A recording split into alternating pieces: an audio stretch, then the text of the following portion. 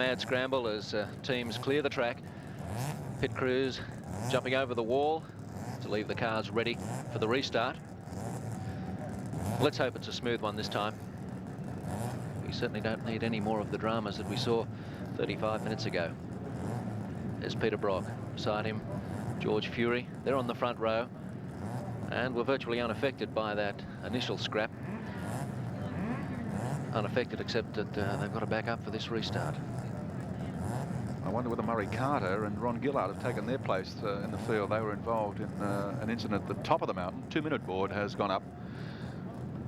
So the driver's revving the engines, but it's not warming the tyres.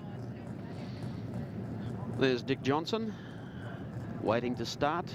He'll be out of position number 3. And starting alongside of him is Alan Grice in the Roadways Commodore V8, car number 6. Missing a car 12, the Jag of Tom Walkinshaw, car 34, the Camaro of Tesorero, and car 77, the Toyota Supra of Peter Williamson.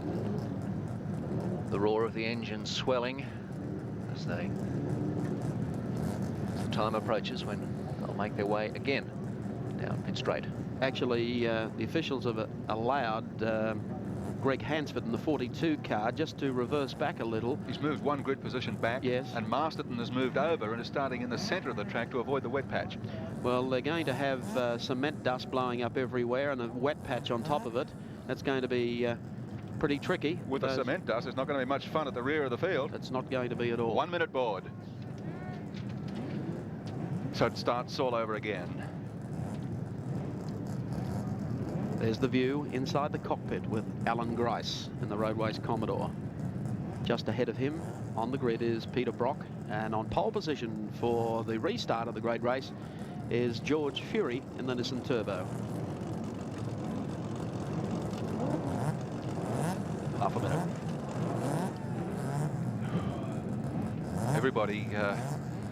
Everybody's caught the fever now. It couldn't possibly happen again. Maybe one or two will exercise a little more care this time. 10 seconds away from the start of the 1984 Great Race, Part 2.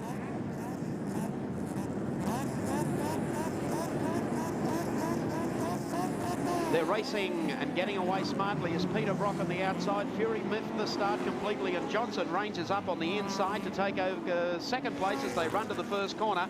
Tagging him is Alan Grice, and then Fury getting into stride. The BMW is out wide, and then John Harvey making a good start as well as they stream up Mountain Straight. And there's the view of the entire field as it heads off for the first time up to the mountain and towards GTX Bend.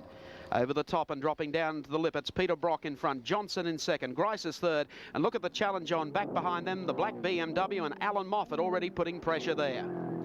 Through GTX Bend, coming uphill now, and it's a steep climb up towards the cutting into second gear now, moving up to third. Brock in front, the 05 Commodore Johnson goes through in second place, then Alan Grice. George Fury, boy, is he going to be disappointed about this restart, because he got away really well first time round off pole position, but on the restart blew it badly and is in fourth spot. Alan Moffat hard on his heels in the RX-7.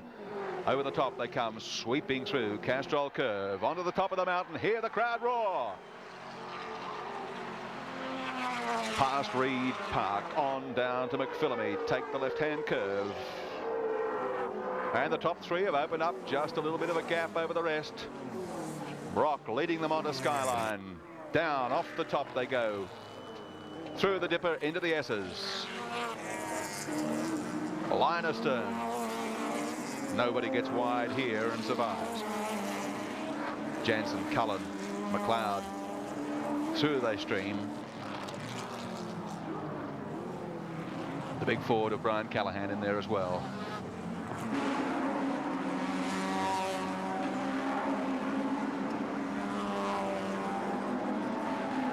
Through Forest Elbow and for the first time down Conrod Straight.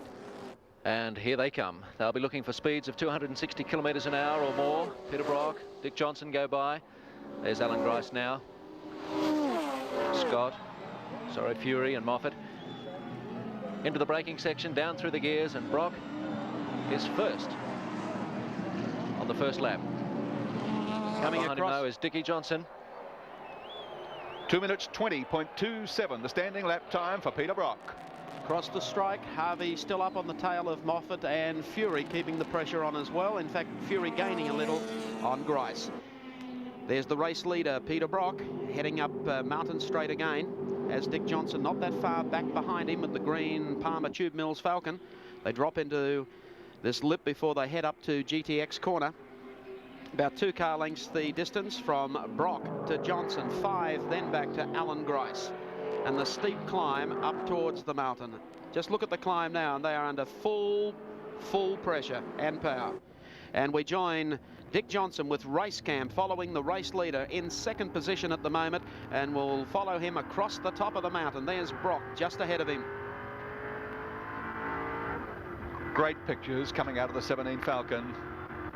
And listen to that deep-throated roar of the engine. The big V8 as he sets out in pursuit of Moffat. And I'll tell you what, he's going to have to pull something out because Moffat is moving away.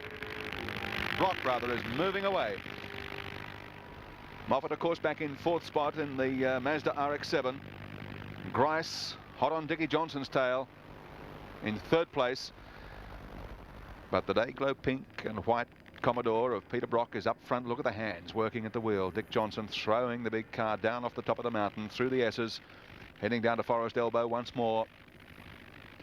And in pursuit of the race leader, Peter Brock. And Brock is exactly where I think he'd like to be. Dick Johnson settling himself back into the chair, and those hands sitting in the 10-2 position, and lines himself up on the left-hand side of Conrod Straight in pursuit of Peter Brock. Well, Brock has got a great start. There you can see the gap. Doesn't need for us to explain. Johnson trying to stay in touch with him, and Grice probably about 4 car lengths back behind Dick Johnson.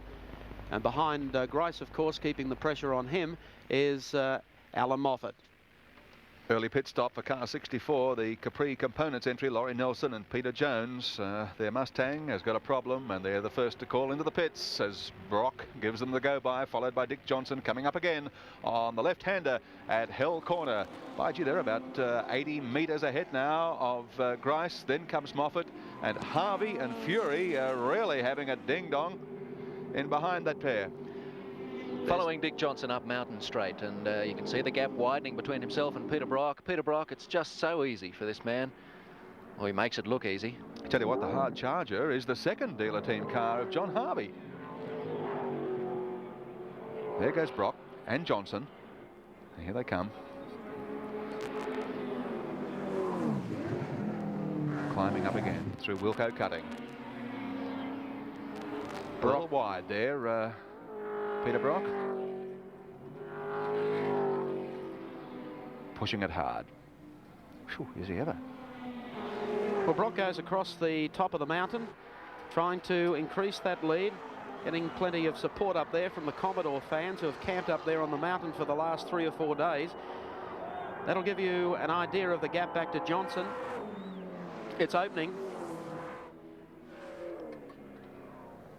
Here he comes down through the right-hander, Dipper, and there's Johnson about 4 car lengths back behind him. So at this stage, Peter Brock leads the James Hardie 1000 for 1984. We'll take a break and return live at Mount Panorama, Bathurst.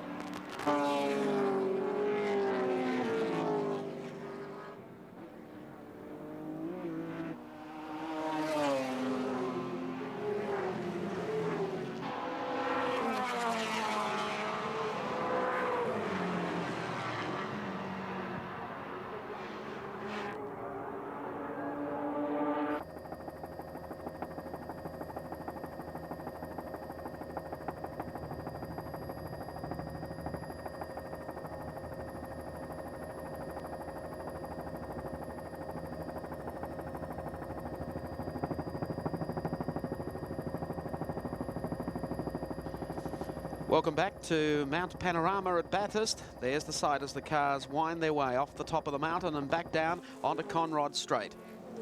This is where we're having a great scrap at the moment. Back in fourth spot is John Hardie.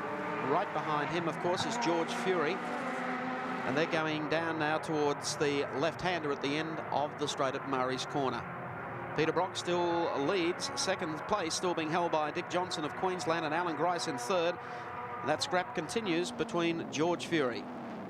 John Hardie, of course, started from 11th position on the reorganised grid with the big Jaguar, and he's moved up to fourth. It's a considerable effort.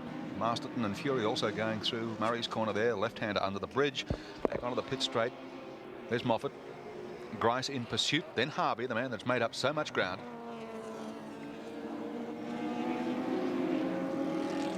Couple more casualties in the pits. Car 72, the Toyota Sprinter of John Smith. I see the McLeod Slick 50 Mazda has also called in. Early troubles for those. We're watching John Hardie as he heads up Mountain Straight again. Hot in pursuit, Steve Masterton. Just ahead of him, Alan Grice. Through GTX Bend. And heading up towards the cutting. I'll change down into about second gear for the cutting. It's quite a sharp curve and it's quite a steep bend. With the restart of the race, let's check out via our Castrol scoreboard the running positions now, the top 10.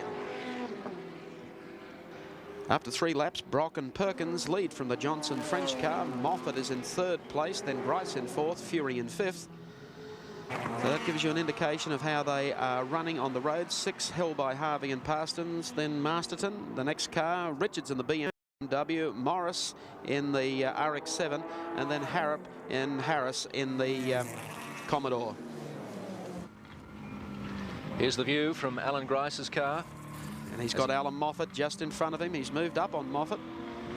Moffat making steady progress through the field and started past Grice.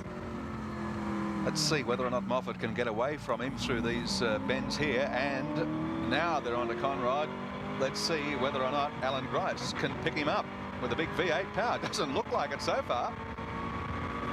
Now he starts to close a little. Down they come to the first hump. Past Jimmy Windsor's place. Alan Grice, of course, gets a pretty good idea of his own lap times because sitting on the dashboard on the left-hand side there, you can see a little counter.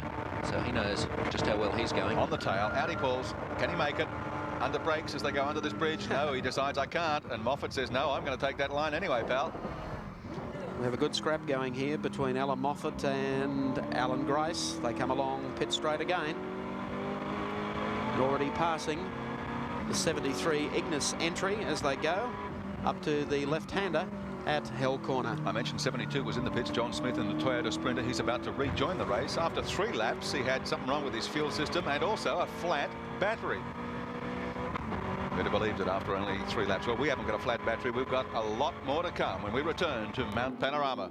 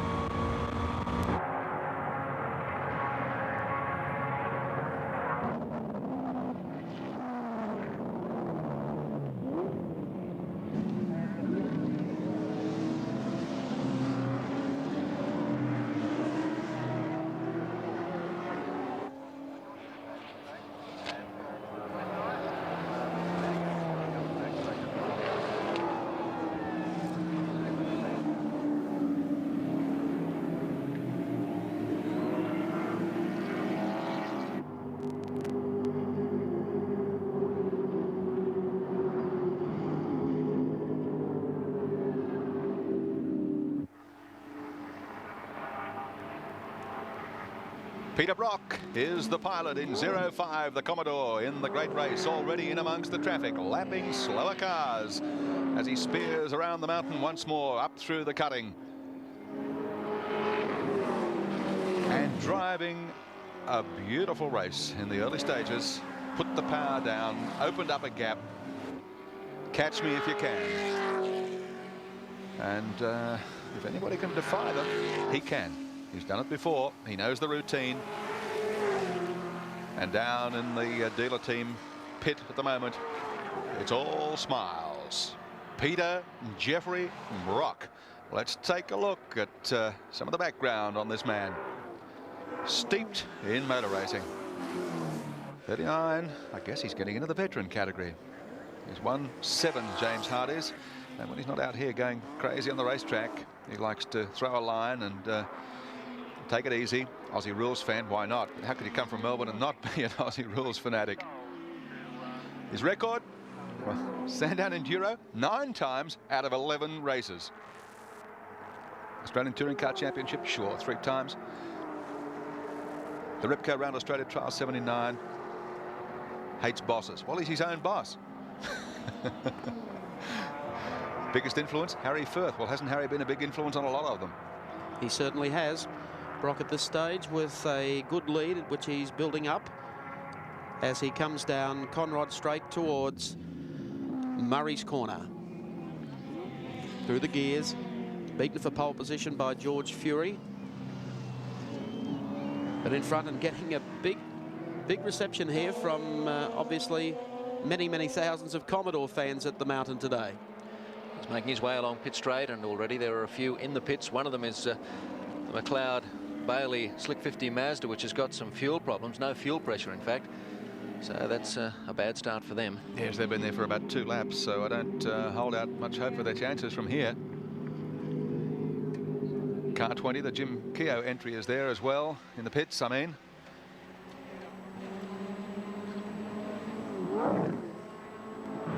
Brock with a good lead. Now let's leave him there and get another view of the great race, the James Hardie 1000.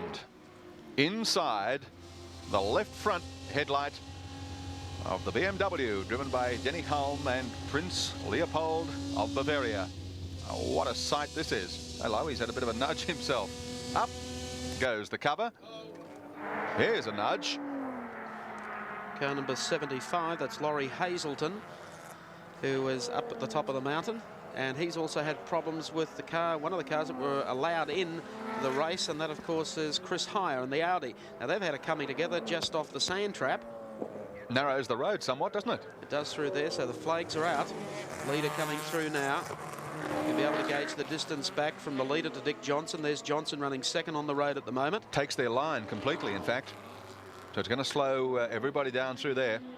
Here comes Alan Moffat in the Mazda RX-7. He's running in 3rd place. Alan Grice is in 4th.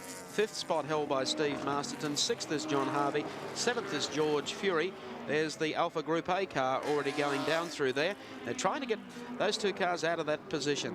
That spot there, of course, is absolutely blind to the drivers coming off the top of the mountain. They cannot see until they're right on it. But fortunately, of course, there is a big set of flashing amber lights set up right on the crest at Skyline that warns drivers of impending trouble.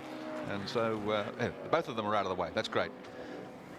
75, Laurie Hazelton gets underway in the Capri, and here we have car number 36 coming into the pit area. That's Steve Harrington, keeping in mind that they started that car just to make sure that Alan Grice didn't have any problems. Well, they've got the engine is sounding absolutely dreadful, as we understand, Mike, and it's going to be out of the race. They're going to withdraw it right now. So bad news for that team, but of course they've still got the Grice machine circulating, and very quickly. So let's have a look now, though, at that little dingle we saw at the top of the mountain just a few moments ago. Now, how did they manage to get stuck in there against that? Oh, yes. That's how it happened. A little tap on the side, then Hazelton, the Capri, comes heading across, and boom! Chris Heyer meets him, going through, and he's against the guardrail. That was bad luck indeed for Heyer. He was the meat in the sandwich, so to speak. 75 trying to get underway. It's a very tight corner indeed up there. But fortunately, they've been able to move both cars. Steve Harrington has completed his stint in the backup car, 36, and he's with Colin Young. Steve, you started the race in the second car, but it was always the intention to retire it. That's right, Colin. As you saw by the first lap this time, it's an insurance that we do start two cars so that if something does happen to one of them, we are able to continue on with the other. We just withdrew the car then as planned. You've just come in from your driving stint. Have you heard from Alan Grice on the two-way? Is he going okay? No, I've just got here. I don't even know where he's running at the moment. Okay, that's the scene in the Alan Grice. Stephen Harrington pits. Alan Grice still running out in car number 6, and it's back to Mike Raymond. Thank you, Colin, and Stephen Harrington. There's Gricey. Down the field a little. Still tailing, coming up on a car that he'll be putting a lap on. That looks like the Chris Clearahan Mazda RX-7. And we say goodbye to our New Zealand viewers at this stage. We'll catch them up later in the telecast. So Grice heads off down Conrod Straight. Peter Brock still the race leader. Dick Johnson in second place, and Alan Moffat very highly placed, running in third in the Mazda RX-7.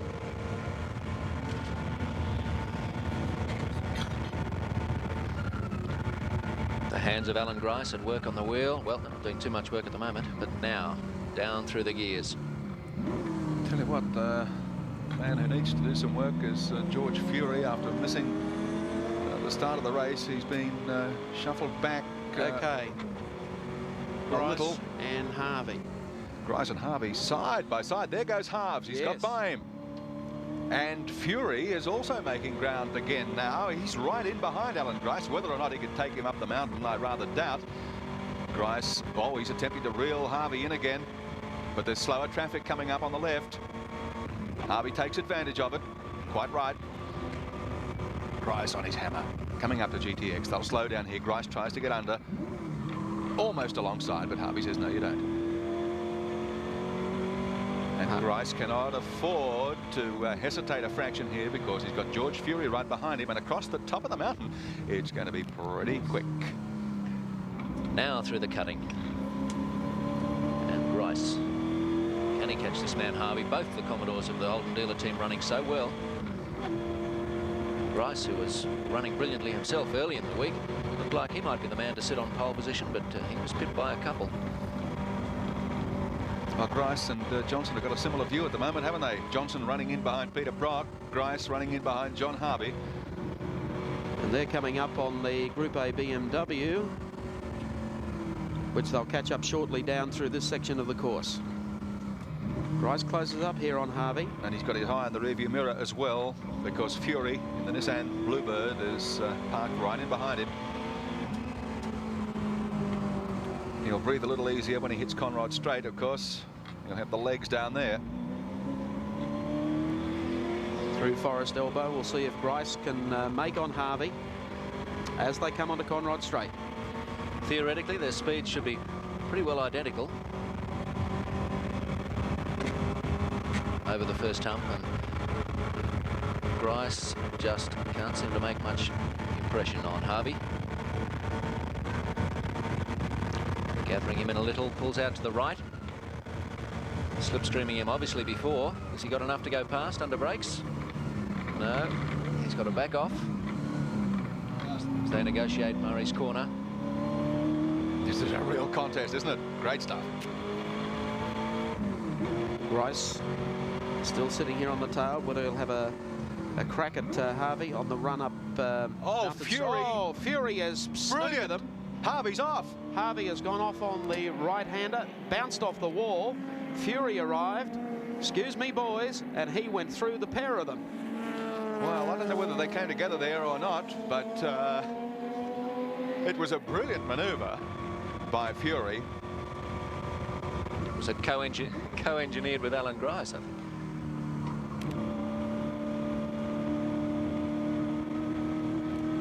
We're back with Grice, panning out the back to see if we can spot John Harvey catching. We might take a look and see exactly what happened.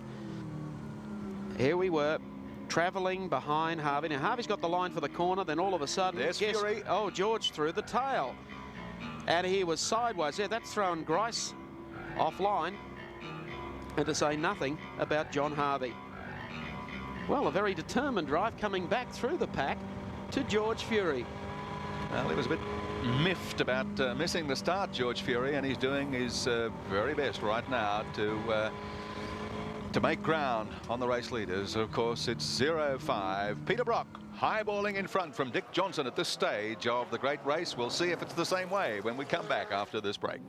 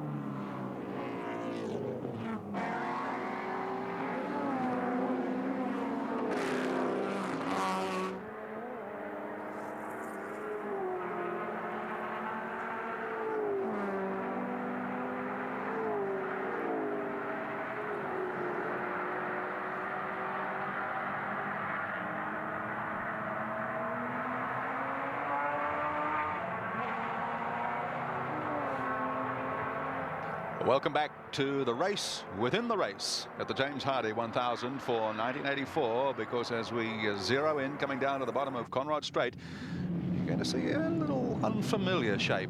That is a Rover, and it leads the Group A category, car 61, with the British pair Jeff Allen and Armin Hahn sharing the driving in this. And if you look just a little further back, about 4 spaces back, in fact, you'll see car number 60, the second of the Rover entries, Steve Soper and Ron Dixon. The pair of Rovers dominating the Group A category at the present time, as was expected. Whether or not it pans out that way at the end of the day remains to be seen. But of course, Australia going to Group A for touring cars entirely next year, and it's important that we keep track of what takes place here in the great race of 84 with these cars. Rovers during the week were setting times around about 2 or 3 seconds quicker than any of the other Group A vehicles. So we were expecting that today they'd be leading that class. So action behind the pits too. While we look at the Rover going round, there is a problem with the Bobby Morris and Jones car at the back of the pits. Oh boy, yes, a diff change, and looks like they've had some scrapes of their own. You can see the guys working under the car frantically. Barry Jones, Bobby Morris, bitter disappointment for them in the checkered flag Ghostbusters entry. These were the cars that turned on the most unusual launch of the week here at Bathurst. Changing a gearbox, in fact. Here we are back on top of the mountain now with the Rover Vitesse 61. Jeff Allen at the wheel. And as I said, you want a different view of the race. Let's get back to car 62, the BMW of Denny Hulme. And Prince Leopold von Bayern.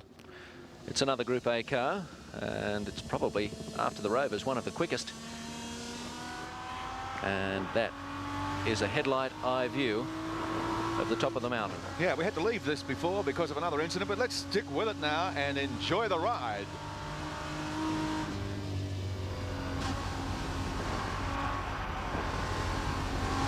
Big V8 slips by across the top.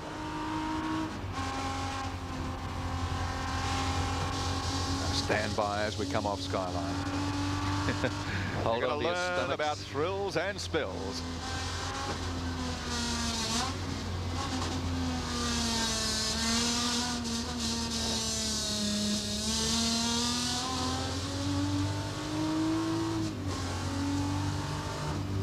A wild ride. Through the elbow. On to Conrod Straight. Denny Halm, the New Zealander, veteran, great experience, pulls out the big ones. Oh, what a nice man. Thank you very much. The view was getting just a little dirty there. That's cleared it up marvelously. Thanks very much, Denny. And that's the view you're going to get. Well, that's a way of showing you how we'll keep the bugs off the screen, hopefully, during the course of the telecast. Let's check out our Castrol scoreboard now. This is the top runners in Group A. Jeff Allen and Hahn in first place in the Rover. The Rover's 1-2, Sopran Dixon. Then, of course, Denny Holman, Prince Leopold back there in third place. Barry Seaton and Don Smith in the Mustang, and Bond and Costanzo in the Alpha GTV. Oh, Bo Seaton got the wheel back on then. Yes, he has. That's updating you on the Castrol scoreboard. Group A, Australia's national category for touring car racing next year, and the Rovers looking good in the Mobile Super Drop entries, 1-2 at this stage. If you want to know how many laps there are to go in the race, I'll tell you, 150.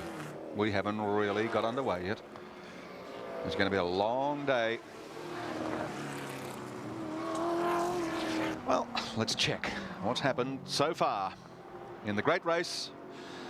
Of course, dramas at the start today. Updating the James Hardie 1000 into our number 1. Of course, there was the starting line incident. Tom Walkingshaw never really got firing. One who did, though, was Alan Moffat. He launched himself off the side of Steve Masterton's car, and a complete restart was called for the event. Walkingshaw was then joined by Peter Williamson and the Camaro, and the track was completely blocked. There's the damage. Walkinshaw's car number 12, the Jaguar. Peter Williamson's 77. And the officials, of course, calling a half-hour stay of proceedings. Williamson said it all. His new Group A car smashed to pieces. Slightly injured. He accidentally bit his tongue in that impact. He was bleeding from the mouth, but damaged pride more than anything. And of course, there's the Murray Carter RX-7, which came off the road at the top of the circuit on that first lap.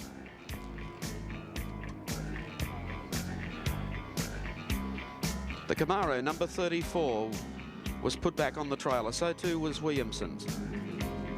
The drivers awaited the restart, and at the start, Fury miffed the start, as you can see.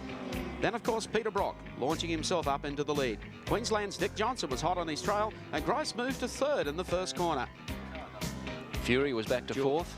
They headed up the mountain for the first time.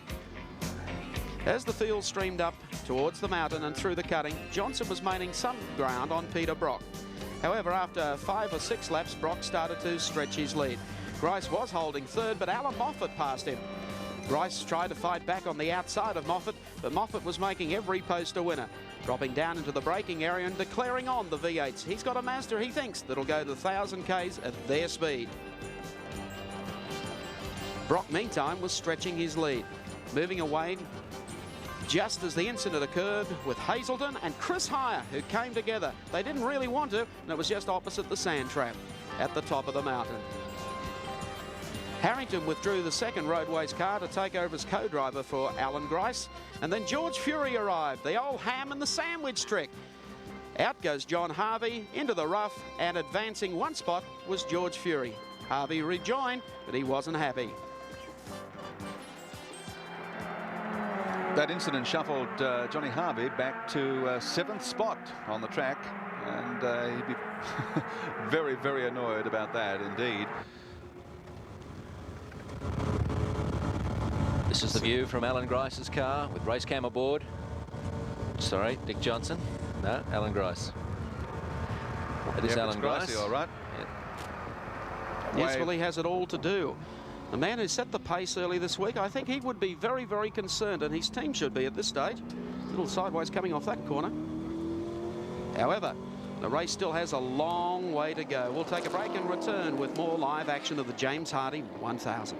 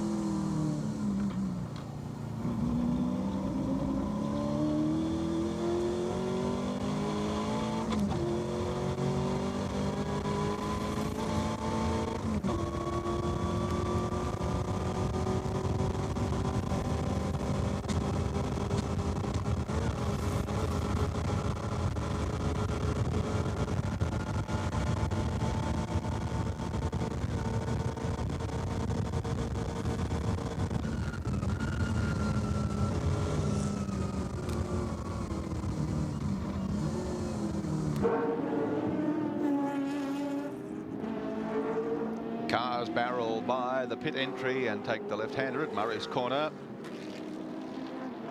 Peter Brock continues to lead the race in 0.5, the dealer team Commodore. The gap back to him in the second place getter, Dick Johnson, is 10.21 seconds, and at these speeds, that's a fair distance. Johnson still in second spot. Alan Moffat would be delighted to be running third, and his car running perfectly after that shunt earlier. I bet he's mindful of the fact that Steve Masterton's behind him. I'll bet he is. Then back behind them, of course, is Steve Masterton, who has improved. Grice dropping back, then George Fury. John Harving in 25, then number 42 being the next place driver, Greg Hansford, in the RX-7, then, of course, number 8. It's Warren Cullen and Alan Jones' car. There it is, in fact. Kmart entry just heading up Mountain Straight. The number 8 car in 9th position. Rounding off the top 10, of course, Jim Richards of New Zealand in the BMW. Alan Jones has been very low profile at Bathurst this year, hasn't he? Well, I think he probably has nightmares of his last visit to Bathurst when the team wasn't fully prepared. That time, of course, he was racing Formula One in his final season. It's a bit tough when the spotlight's on you, and then through no fault of your own, you can't produce the goods. I guess, you know, he's gone the other way this time and tried to keep out of the limelight. Well, they've got a beautifully prepared car. That's the car that we're following at the moment, the Kmart entry, V8 Commodore, driven today by Warren Cullen and Alan Jones. It's running 9th on the track at the moment. Just ahead of it is Greg Hansford in car number 42. We have something happening up the top of the mountain, and Steve Masterton apparently has just gone into the wall on the rundown, I think, to Forest Elbow. That is not good news for the Masterton Homes 2WS race team. There has been a coming together, as you can see there. The car has gone across into the wall, into the earth embankment. Smoke and steam coming from the front of the car. So isn't this desperate stuff too? The two Rovers go through. Not much warning for any of the drivers. There's Steve Masterton stepping out of the car, so he's had a very, very heavy clout. Looks a bit shaky on it too. He walks away from the accident, so he's hit the embankment very hard indeed there. Uses the wall just to steady himself and contemplate what went wrong. Not a good place to stay around, though. Well, the big Falcon, the Masterton Holmes entry, and his dad, Jimmy Masterton, who's backed him all the way with this effort. Oh, look. That says it all. Oh, they're desolate, devastated. What a disappointment. Bruce Stewart, their co-driver, is not going to see the race today.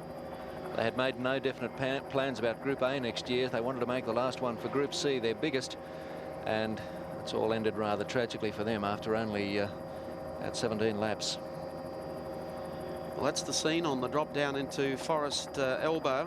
The cars, as you can see, they're going to have a problem. They're trying to remove that car too if they block the course there.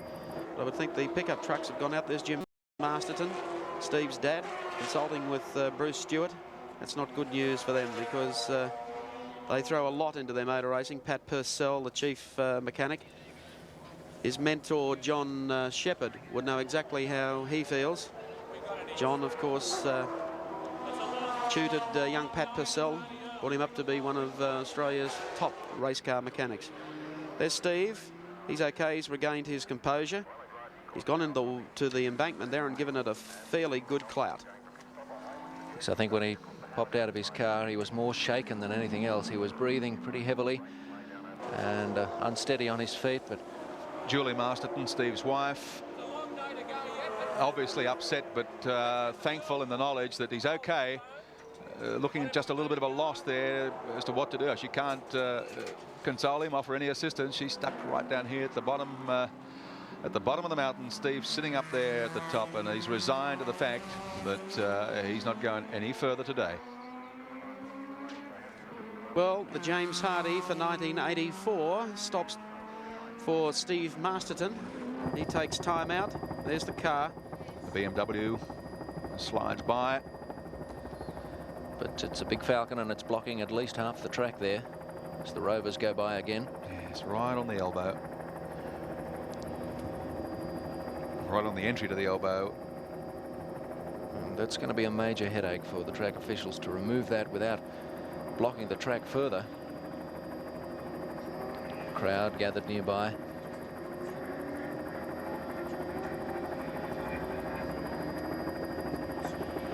Trying to fathom just how that accident happened. Looks like that front right wheel. It's down, and there's Steve Masterton, a disappointed man.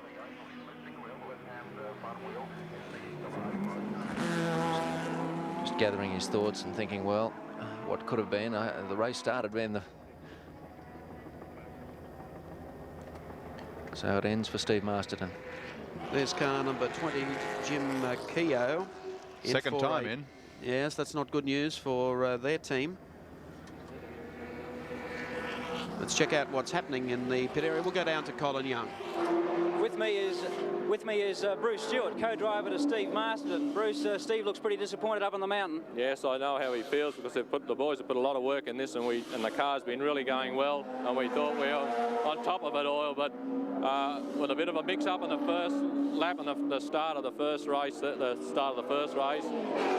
he got a good bump, and I think something must have happened then. It's either fractured a ball joint or got broken, but they're bringing it back now, and we're going to try and get it going and get out there as soon as we can. So you hope to finish the race? Yeah, we sure do. We hope to finish the race. It's a long day yet to go, and we're going to be out there as soon as we can. Okay, Steve Masterton out on top of the mountain, but hoping to finish. Back to Mike Raymond. Thank you, Colin Young. Jim Keogh, I would think, disappointed at this stage. There's our race leader, though. There's no doubt about him whatsoever, and he's just in front. Put a lap on Brian Callaghan in the Callaghan Pavers V8 Falcon.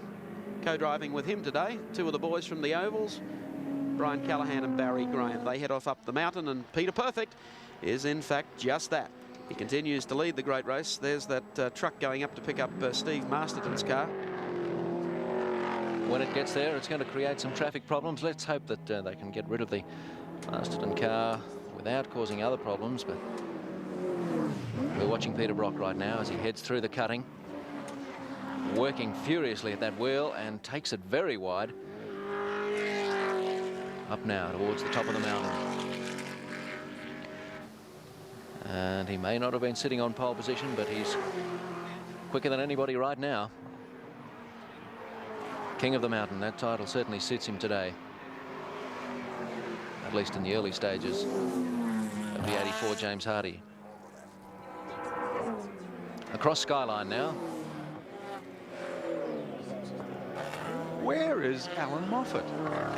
Well, I'd say, judging the last time he went past here, he was off the pace just a little, and the reports that we have is that he's headed for the pits. It's not too much drama for Alan because he still has his second car out there, and keeping in mind either Alan had to pit and park the car, or Greg Hansford had to pit and park, because you have two drivers entered against two cars. Well, Hansford's out there still circulating in 6th place, so they're still looking pretty reasonable. Well, Hansford's doing the job at the moment. Still running strongly there on the track. Brock leading from car number 17, Dick Johnson. 3rd place held down by Alan Grice in car number 6. 4th place to George Fury in car number 15. Then 5th to John Harvey in car number 25. Greg Hansford is 6th. Then, of course, the Warren Cullen car coming up 1 spot, followed by the BMW of Jim Richards. Then back behind them, the Peter Jansen, Gary Rogers entry. And rounding off the top 10 at the moment is, of course, Terry Finnegan.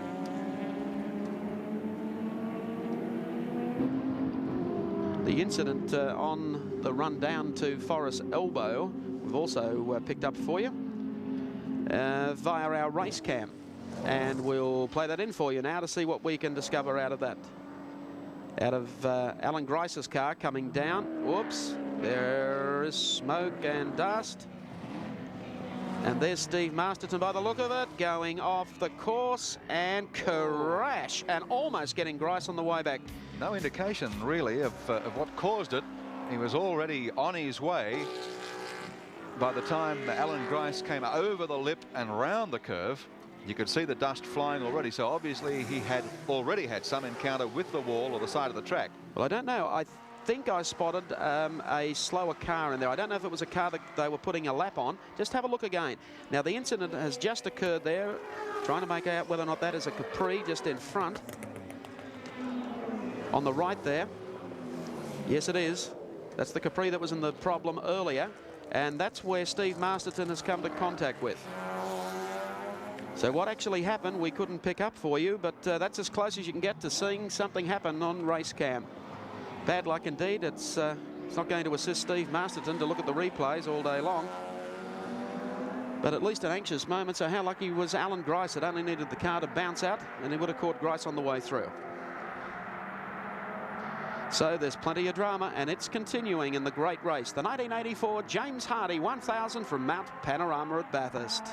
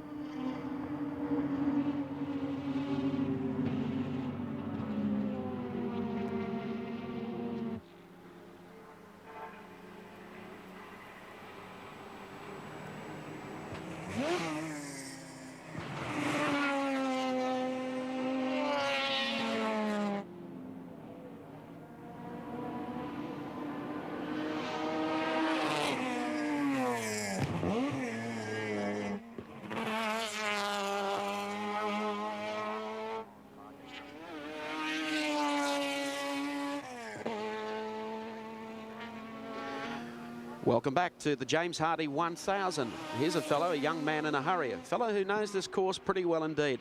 He's ridden round here quicker on 2 wheels than he has most times on 4, and that's Greg Hansford of Queensland, and doing a steady job at this moment in the Alan Moffat Mazda RX-7, the second car. 6th at the moment, and driving superbly. He's been the talk of Mount Panorama all week, Greg Hansford. I think probably young Harry's the most underrated touring car driver in Australia, and he's done so well. He's coming down now past the Steve Masterton 2WS V8 Falcon that's been picked up by the vehicle there, but he's doing the job that's asked of him. He's done well in the Endurance Championship races. Alan Moffat, of course, in the past has always gone for overseas drivers to come to Bathurst and partner him. But I think he's found a rare talent in young Greg Hansford. Quite affable, and he has a big future ahead of him in touring car racing, and I believe international touring car championship racing. Okay, with the race well and truly into the first hour or so, let's take a look at how they are all running on the road as we update our Castrol scoreboard. Holding down first place, Peter Brock and Larry Perkins, their car, the 05 Commodore, then Dick Johnson in 17, Alan Grice and Steve Harrington, number 6. In 15, George Fury. 25 is John Harvey and David Parsons. 6th place, there's the 42 Mazda. 8 is Warren Cullen, Alan Jones. 31, the BMW of Jim Richards. Peter Jansen in the number 3 Commodore, and then Barry Lawrence in the 28 Commodore. Number 11, Terry Finnegan. Number 9, Ron Harris. 14, English and Gulson. 29, Jones and Hopwood. 47, Callaghan and Graham.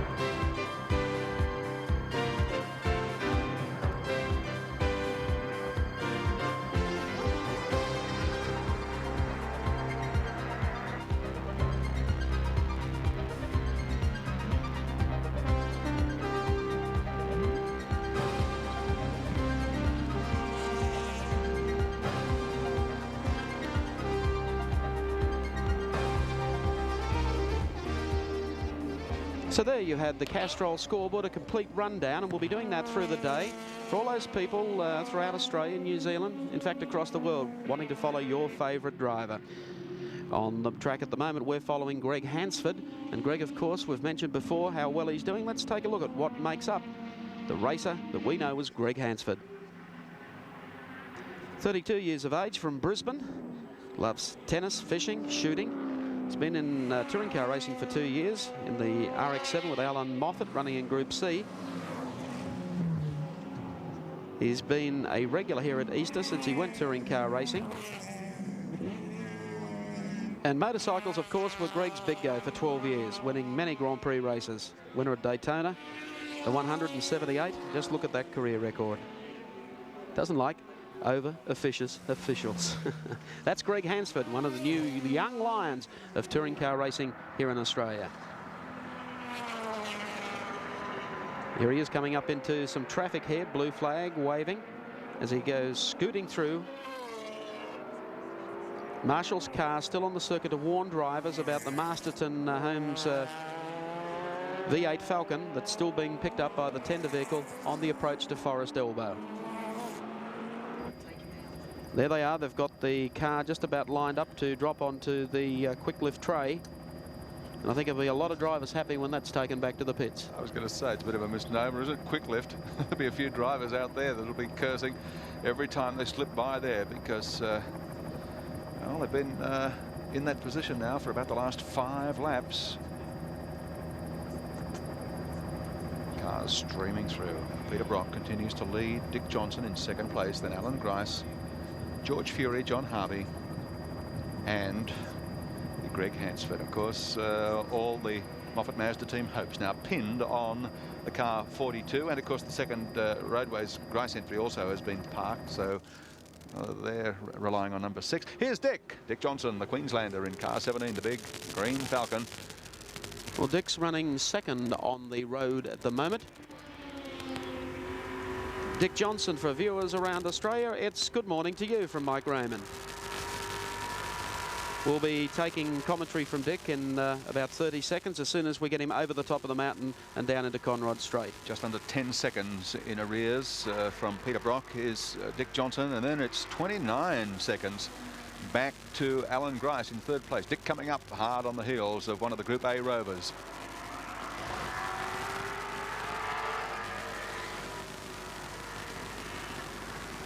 Well, he tried to pull that, but oh, what a sight coming over the hill. Yes, he suddenly realised that Masterton's car was just round the corner and said, whoops, now we'll do it. Okay, Johnson to the outside and now runs down the straight. Hear you. Okay. Come again. Okay. Thank you, Dick Johnson. Good morning to you.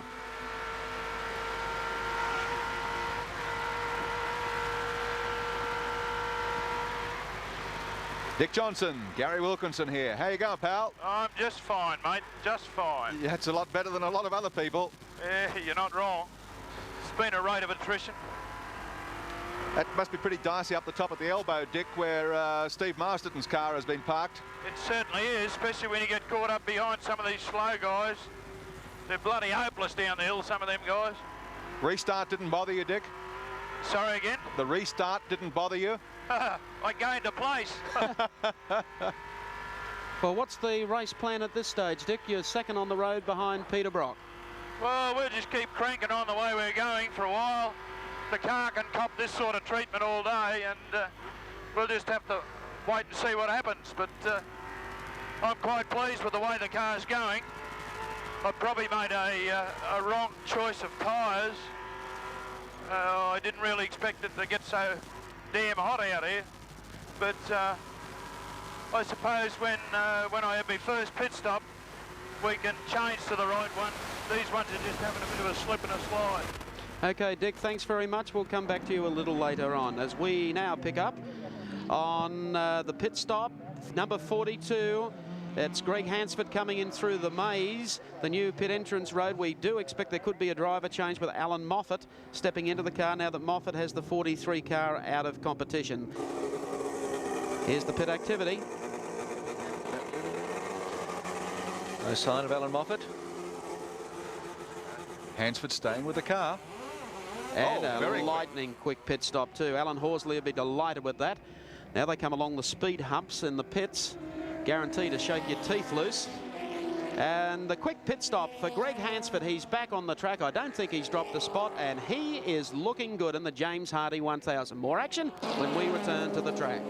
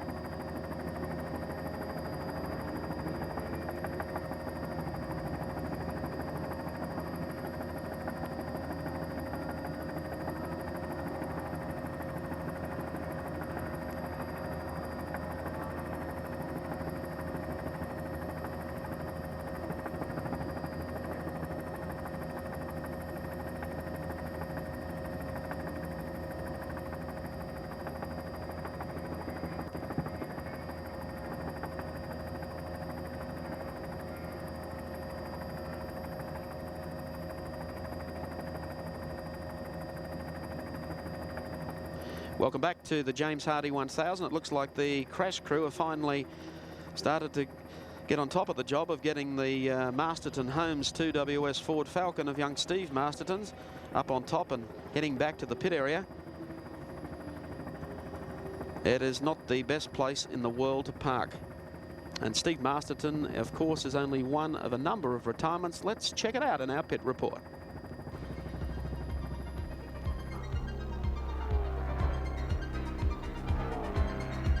Well, Willow is gone, and Walkinshaw and Tesorero. And then, of course, they went in the pile-up at the start, and on the first lap, exit Murray Carter as well. The Grice Harrington second car has been retired. Masterton in the wall, up at the elbow, and also out of the race. 43 is gone, the Moffat Mazda, but of course they've still got Hansford out there circulating in 42, and their entire effort's going to be concentrated there from now on. Our thanks to Digital, of course, who are providing us with our service here at Mount Panorama this year. There's car number 6. That is the Roadways Commodore, driven by Alan Grice, and that at the moment is running in 3rd on the road behind Peter Brock and, of course, Dick Johnson. Behind Alan Grice, George Fury, John Harvey, Warren Cullen, Jim Richards, Greg Hansford, then of course Peter Jansen and Gary Rogers. And rounding off the top 10 in car number 28 is Barry Lawrence and Jeff Russell.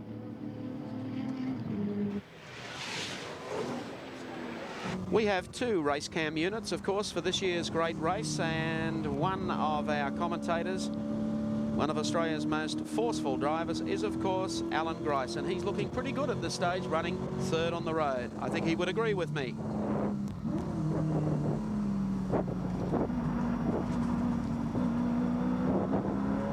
It's a bit busy out here, doesn't it, Mike? Alan, thanks very much. Thanks for joining us. We're following you around Mount Panorama. We have a wide international audience this year with viewers throughout England, the United States and New Zealand. Would you like to explain to them just how busy you are? Yeah, well, I've got a couple of hassles. I started with an engine that wasn't all that, make up your mind, thank you. Wasn't all that strong. But as the race has gone on, it's freed up a fair bit. So I think that'll come right. But we've also made a different choice on tyres to anyone else. Just have a look and see where this truck is for a second. Oh no, wait, right. We've also made a different choice of tyres, which has handicapped us in the first few laps. But hopefully we will have made the right choice. We're holding a gap on Brock at the moment, and the object right at the moment is just to hang on to him and don't let him get him away. Yes, well, we were talking to Dick Johnson only a short while ago, and he said the same problem, that maybe he made the incorrect choice of tyres. Well, I hope you're right. But we were slower than we'd wanted to be early, but I've been able to maintain a pretty steady pace since. To do it, I've had to change my driving style a bit. I've got to punch the car across curbs to stop it from understeering, but and then get a bit of tail out like that. But anyway, that's what they pay me for, and we're still holding the times, and we're holding the same sort of gap and picking Brock up just a bit, so all we can do is hang in there and try and avoid all this slow traffic. Alan, for the viewers watching our telecast overseas this year, perhaps you might like to talk them around the circuit and exactly what you're doing for a lap at Mount Panorama. Well, this is an important one because it's such a steep hill. Hills don't tend to come across in the right perspective on TV, but believe me, this is awful steep. Back to second for the cutting. Now the car's understeering, so I've got to throw it in and boot it out like that. But still, as I said, that's what they pay me for, second to third. And this is about the most interesting and quickest series of corners in Australia. With this sort of car, we're doing, I guess, 130 mile an hour on 3 and 2 wheels. And you tend to be a bit busy. This is Skyline that's rather daunting for the overseas drivers into the Esters. Then the dipper where she goes up on 2 again. Is he going to do the right thing? Has he seen me? Yes, he has. This one I'm having a lot of trouble with. I forgot about that, but that's okay. I forgot about that rubbish on the right there, but the only thing you do when you do that is just over slow, pick up the situation and carry on. So we haven't lost many revs. We wouldn't have lost any time on that. And this is Conrad, we just flew once there. There's another fly down at the bottom here where the car comes off the ground, but if you get right over the left, there, it doesn't fly. Now this is a fly. Get a bit of buffeting from these cars.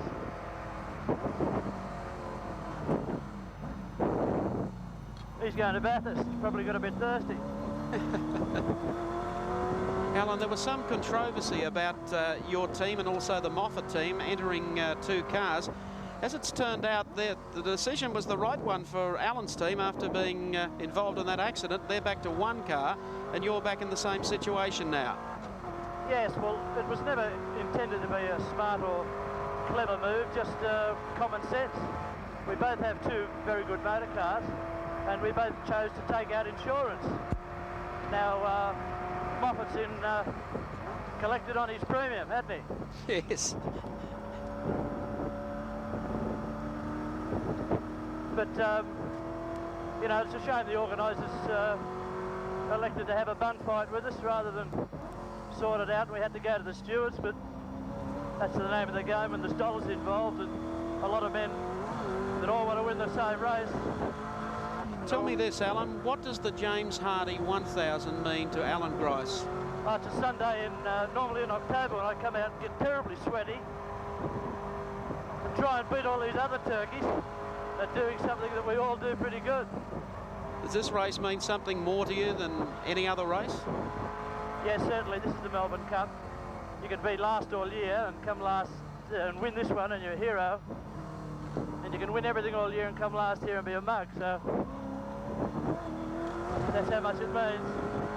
Well, thank you for allowing us to invade your privacy in the cockpit. We'll let you get back with your mind on the job. Thank you for those very gracious comments. Okay, Mike. We'll talk to you later on. Okay, buddy. Thanks very much. Alan Grice, driving with Racecam, one of Australia's top touring car drivers, and he's running strong in this field. Yes, and a great talker too is Gricey. And I tell you what, he's talking about being a mug. He's no mug. He knows exactly what he's doing out there. Watching the cars ascend the mountain. It's a stage of the circuit where power is so important. That's one of the smaller cars, the Exit Turbo of the Nissan team, which is posting remarkable times. It's around about 6 or 7 seconds quicker than it was last year. They're in 19th position on the track, car number 16. Christine Gibson and young Glenn Seaton, Barry Seaton's son, youngest driver in the race. He's only 19. They're sharing the drive in this car. As I said, they're in 19th position, but they've covered 27 laps, and they're only a lap and a half down on the race leader. So it's a great performance, and young Glenn Seaton was posting really sizzling times, as Steve Rabidit said, in qualifying here. So keep an eye on this car as the race continues. The great race, the James Hardie. Whoa, one of the Rovers is in the wall. Car 60, Steve Soper and Ron Dixon's entry. Oh, the Group A lead. They were running second, in fact, in the Group A category. The other Rover, driven by Jeff Allam and Armin Hahn, are leading the class. But the second Rover in the wall at Forest Elbow. I'll tell you what, they must have just got rid of Steve Masterton's car in time, because it's had a lose past there and gone into the wall. There's the driver. Oops, somewhat unsteady getting out of the car. So the Group A challenge to be thrown out by the Rover team has gone from 2 to 1 car. We'll have a result on that and other information when we come back to Mount Panorama Live.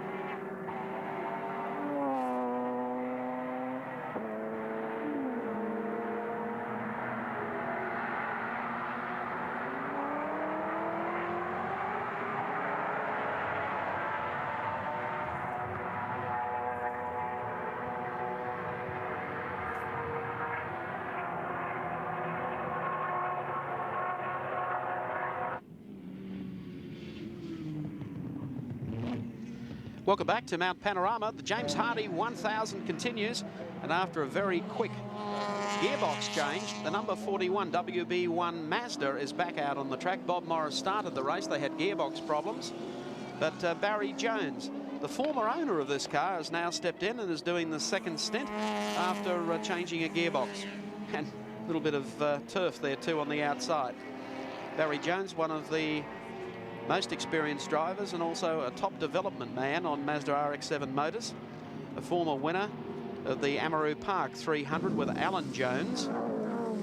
We haven't seen much of him in Group C racing this year, so I think he would be delighted to be back in his own car, and obviously engineered that very, very quick pit stop for the change of the gearbox that we showed you through our remotes in the pit area only a short time ago. Yes, Bobby Morris, I think, will be looking forward to getting in the car, despite the problems that they've had and the fact that they're some laps down. Barry Jones really handling it very well, and it was unfortunate they had that gearbox trouble, but Barry will do his job. And then, of course, when he does hand over to Bobby Morris, you can be sure to see some fireworks, because Bob is a quick man on Mount Panorama. We spoke earlier to Alan Grice about entering 2 cars and then withdrawing one an hour after the start of the race, and the same has happened with the Alan Moffat Mazda RX-7 team. To give us an update on that situation, let's go to our pit studio and to Pat Welsh. Thanks, Mike. Well, that's right. It happened all in the twinkling of an eye. Alan Moffat brought car 43 through the pit entrance and drove it straight to his garage. Didn't even bother to stop to talk to his crew. Alan Horsley said he is very upset at the moment. He's resting in the car. There is absolutely no doubt about the fact that he will rejoin Greg Hansford a little later on. But Alan Horsley hasn't had a great chance. Alan Horsley, of course, the Mazda team manager, hasn't had a great chance to talk to Mr. Moffat at this stage. So a disappointment and chaos raining down there in the Mazda RX-7 team, but Alan Moffat definitely out of the race. It seems that the problem all stems back to that starting grid incident when he was hit from behind. There is oil all over the car. There's definitely no chance that it can continue. And as I speak, that the Dick Johnson camp right beside us are getting ready for an obvious pit stop. So I'd say the big green Falcon will be in here very shortly. But in the meantime, we'll cross down further on the pit road to Colin Young for an update on the Rover situation. Thanks, Pat. Well, the Rover team was another 2-car entry. With me is team manager John Davenport. John, some problems on the mountain for Ron Dixon. Yes, he's gone off on Forest Bend. I'm not quite sure why, whether it's a puncture or whether he just slid wide and hit it, but the car doesn't look too badly damaged. The only problem is to try and get it back down here to the pits. Will you try and repair it? We can if we get it back, but it's a long way down that straight. And the other car, Rover, driven by Jeff Allen, of course, is leading the Group A class. You must be happy with that performance. Yes, very pleased.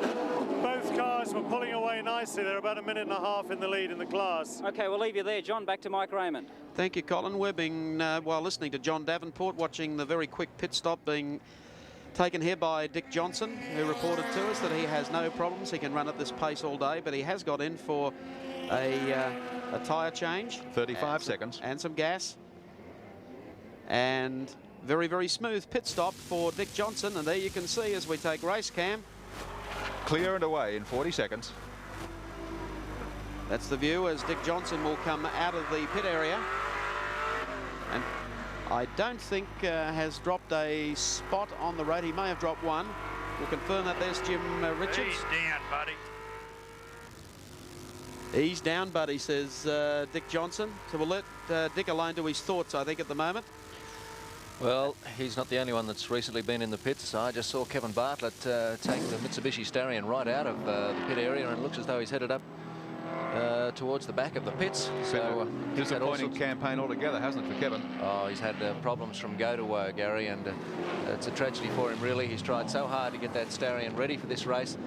Spent a lot of time and effort, but he's had little disagreements with cams over whether the car was fitted in with specifications, and well, he's run out of preparation time, and it's back to the back of the pits for Kevin Bartlett. When Dick Johnson went in for his pit stop, he was 14.77 seconds behind Brock and 40.37 in front of Grice. So it must put Gricey and Dick pretty close together on the track.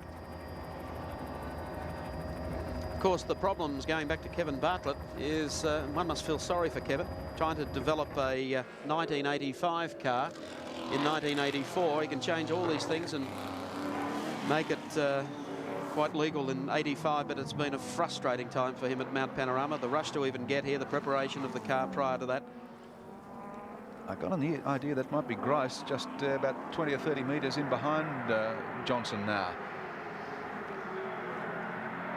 Well, that pit stop has dropped Dick Johnson back into 4th place because Peter Brock leads the grade race. Yeah, Grice is up ahead of him, and so is Fury. 2nd spot to Grice, 3rd to Fury, 4th to Johnson, then John Harvey, and then Warren Cullen, Greg Hansford, Jim Richards in the BMW.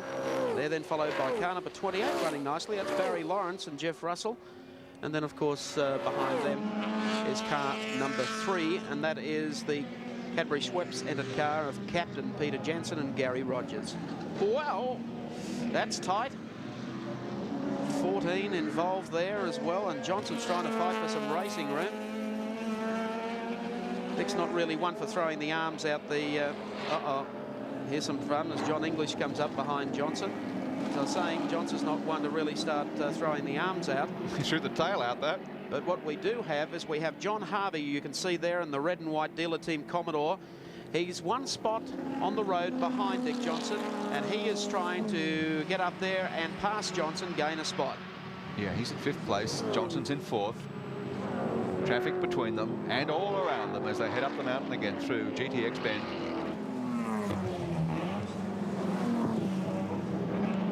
Brock in front, Grice 2nd, Fury 3rd, Johnson 4th, Harvey 5th. And Cullen and Jones in their Commodore now up into 6th spot and doing well, just ahead of Greg Hansford.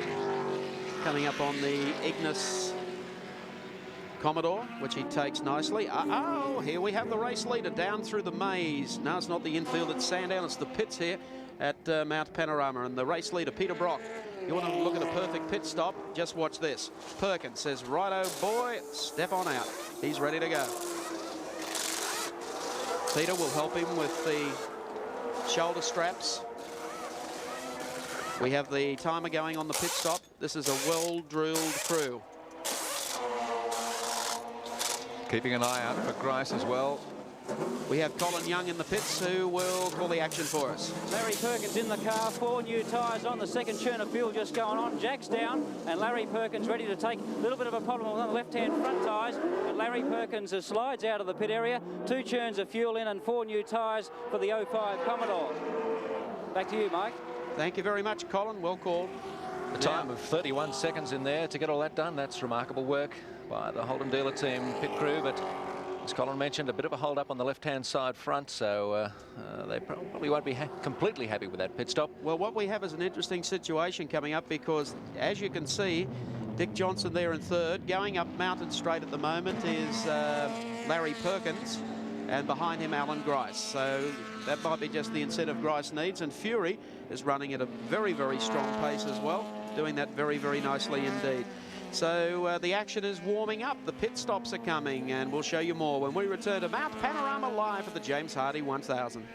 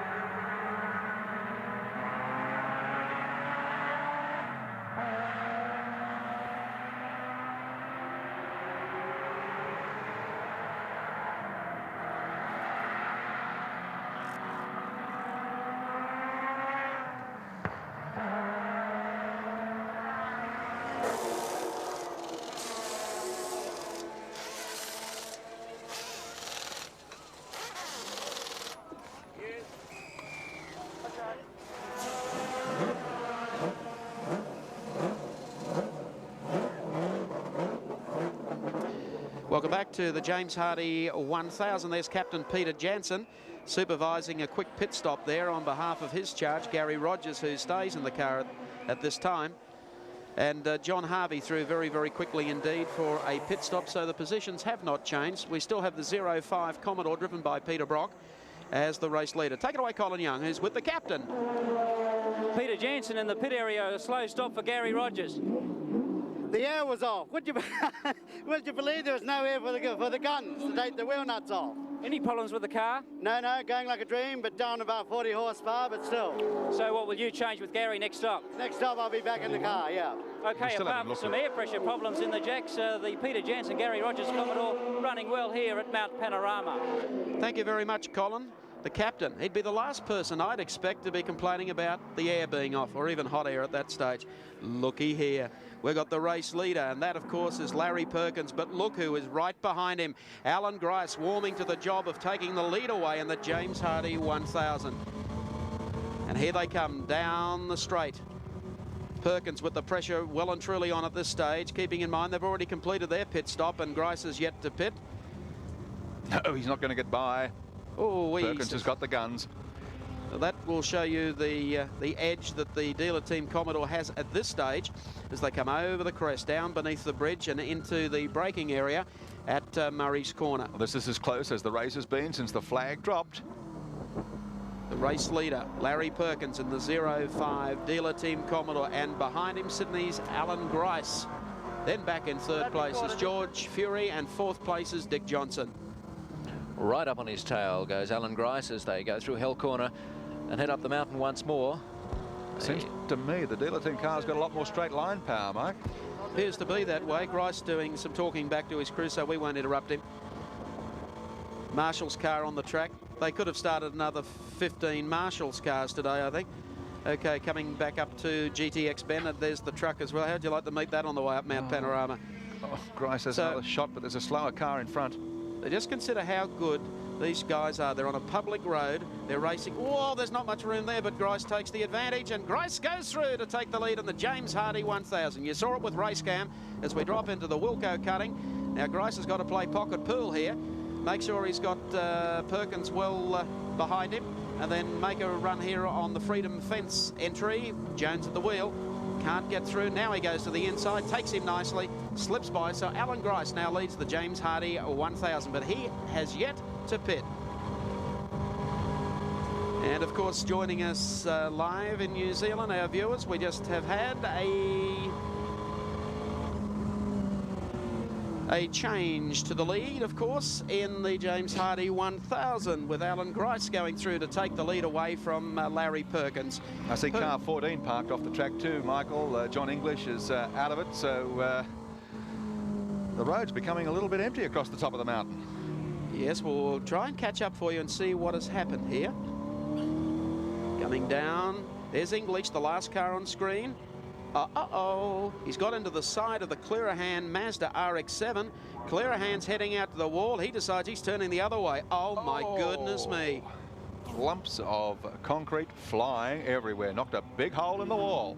Well, car number 14, John English. That's not a good place to leave the mountain either.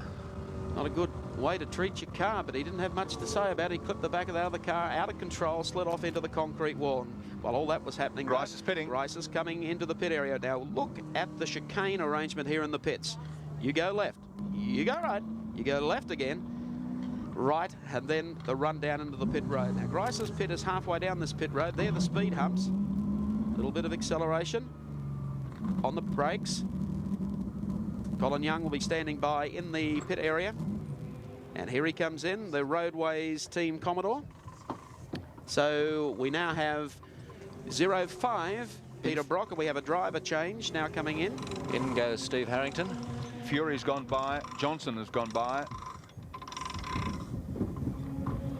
Steve Harrington having his helmet adjusted by Alan Grice. 20 seconds gone on the clock for their pit stop. And Colin Young in the pit area following the action. 37 laps down on the James Hardie 1000. Alan Grice is in the pits. Steve Harrington is now in car 6. Some last-minute instructions from Alan Grice. Mechanics just washing the windscreen. and they've changed 4 wheels, 2 churns of fuel, but a bit of a problem. Harrington can't start the car. Mechanics now pushing it to get it rolling. So a delay here for the Alan Gray, Steve Harrington Commodore. Mechanics pushing it furiously up pit lane. The car fires. Steve Harrington back onto the track. Thank you, Colin Young. We'll try and catch a quick word with Alan Grice. Alan, any problems with the car? No, the car's pretty strong. Brakes are starting to show that they've done 40 laps, but nothing wrong with them. We'll just let Alan grab a cool drink here. It's been pretty hot work out there. The engine's good. It's not terribly strong, but it's pretty good. It's very strong in terms of reliability. I'm sure it'll last the day. What was the problem with the car failing to start? Got no idea. So you're confident Steve can run out there at a hot pace? Oh, yeah, it must be just the battery. We've got a lot of your television gear in there run off our battery, you know. OK, that's probably helping the problems. That's the word from Alan Grice. Back to Mike Raymond. OK, thank you very much, Colin Young. Well, Grice is in. He can take a rest for a while, if a racer can have a rest during a 1,000-kilometre event. And 05 is still the race leader. That's, of course, Larry Perkins at the wheel now. George Fury slipping up into second spot on the grid.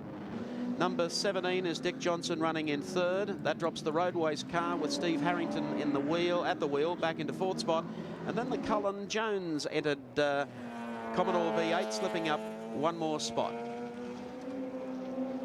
OK, Peter Brock is taking a breather for the moment, and I think he would be delighted to see his co-driver, and a winning co-driver at that, in Larry Perkins, still at the head of the field. Let's go back to Cole Young.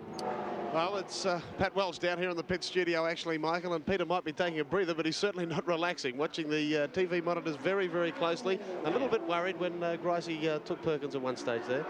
No, I saw Gricey start to take him and then back right off, lose about 100 metres, and I thought, well, looked like he must have really run out of fuel. You know, it's flooding a little bit, and I thought maybe he was trying to go too far in the first tank full of petrol. We certainly didn't take any risks. We remember rightly, last year we coughed and spluttered and just made it the pits. This year we said we'll come in early, do our assessment on fuel economy, and get it dead right for the second run. I know you're absolutely delighted as well with the pit stop. Very quick. Well, you know, we picked up 15 seconds on Gricey there just in the pitch, you know, and that's just, I mean, on the track you have to work very, very hard. 15 seconds, there it was there in the pitch, just with a crew. Did 2 fabulous stops. Mine was 30 seconds and John's was 27 seconds. And that's, I mean, people around just applauded them. They said it was fantastic. No problems with the car? No, none at all. I said to Larry, just get in there and go, mate. It's fantastic. OK, Pete, we'll let you go back to the team and Warwick for a while. OK, well, I think Mike Raymond wants to have a quick word. I was just going to... I was only going to say then to you, Peter, that you must be delighted because last year you had a few problems around about this time of the day. Gee whiz, around about lap 7 I wasn't too happy, but then I remembered I had another car. No, the car's running beautifully, and well, you learn by your mistakes, Mike, and last year I knew that we'd made a blue. We went to a supplier we'd never used before and a bit, with some of the bits and pieces in the engine, and gee, you know, it didn't pay off, did it? Well, it mightn't have paid off, but you're doing well today, and we hope good fortune smiles for the remainder of the James Hardie for 84. A long, long way to go, Mike. OK, thanks, Peter. There's Larry Perkins, still out in front and leading the great race. Second spot being held by George Fury. Third place to Queensland's Dick Johnson. More action to follow when we return to Mount Panorama at Bathurst.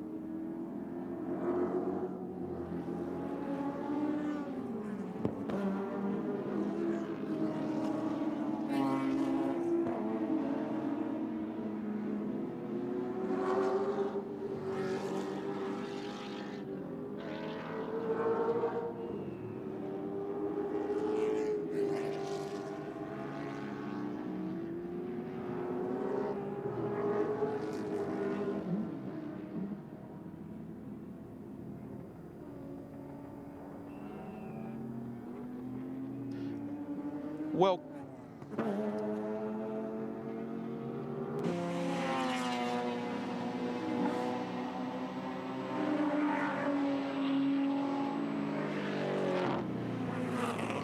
welcome back to the James Hardie 1000 at Bathurst.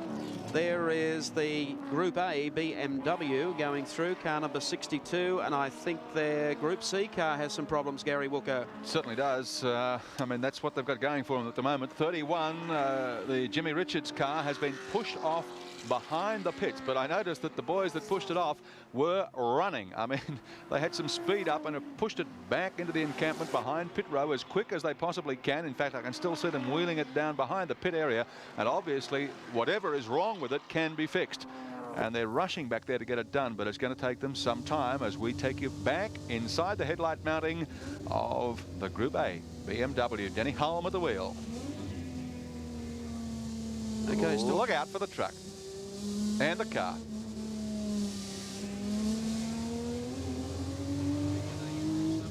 Currently lying in 31st position after 35 laps. Running strongly, unlike its stablemate, unfortunately. Listen to the gear changes.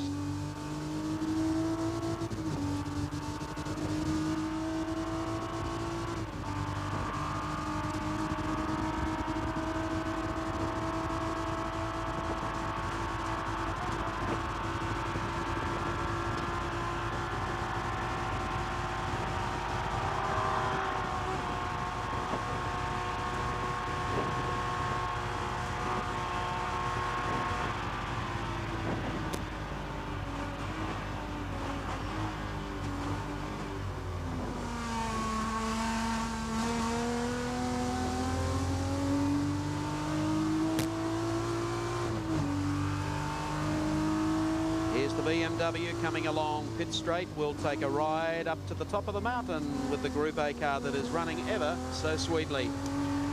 Not running so sweetly is the other BMW we mentioned being pushed out of the pit area. It was running on 5 cylinders, running very roughly. They're going to try and fix it. They've lost engine power, obviously. They'll try and rectify that problem and get out on the track again as soon as possible. That'll give you a little idea of the speed difference coming up to GTX Bend. Looks like the Joe Moore entry heading up to the top of the mountain. V8 power coming up to the Wilco cutting.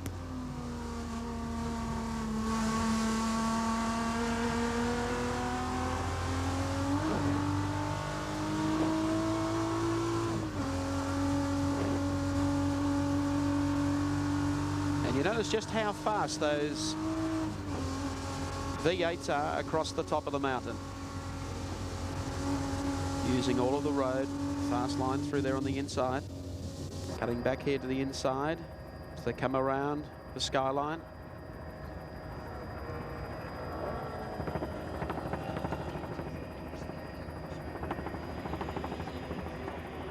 Always beautifully turned out, the BMWs. And right behind him, of course, is one of the dealer team Commodores, ready to pass now. Wait for the arrival of the red and white Commodore. You'll notice the acceleration difference now of the V8 to the Group A BMW. And away it goes. But it won't go like that next year when Group A becomes national touring car category here in Australia, because so many of these cars are just going to be equal. But that's Larry Perkins just storming away, coming up on a whole bunch of cars, and so too is the Group A BMW. Denny Hulme and Prince Leopold von Bayern are the drivers of that car today. Here's a Mazda coming up on the right. BMW takes him. Down and through Murray's Corner at a long pit straight again. Huge crowd gathered on the right-hand side, as you can see. So that's Race Cam Mark II, brought to you as part of Seven's exclusive coverage of the James Hardie 1000. It might be time to review the last hour of the great race.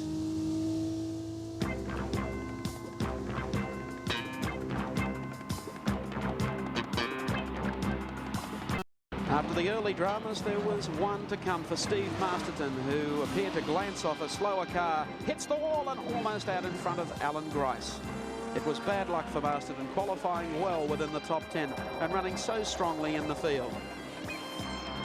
Masterton climbed from the car. He was dazed. He'd gone into the embankment at full speed. The crew watched on in great disappointment as Steve Masterton staggered away from the car, surveying his last start in Group C racing. Then Jim Keogh and Terry Shield had their problems, but across the top of the mountain, it was Peter Brock in 05, still running strongly at the head of the pack. Peter Perfect, they call him. He's won this race 7 times, and he's after another one. The officials finally got the big truck to the top of the mountain to pick up the Masterton Holmes 2WS car, and while this was going on, it was number 42, Greg Hansford, doing so well for the Moffat Mazda team, coming down through the mountain, holding his position and staying in front. Alan Grice took our international viewers on a trip across Mount Panorama, and he had his dramas because he was trying to chase car number 05. Troubles then for the Group A challengers, outright challengers, the Mobile Rover team with Ron Dixon running off course and going into the tyres. A smooth pit stop for Dick Johnson. He was second on the grid, brought the green Palmer Tube Mills Falcon into the pits. A well-disciplined pit stop for Dick Johnson. Down a little on power, but it's running strongly. What about car number 41 for good servicing? A new gearbox in just under an hour. Johnson finding the traffic was a little tough here.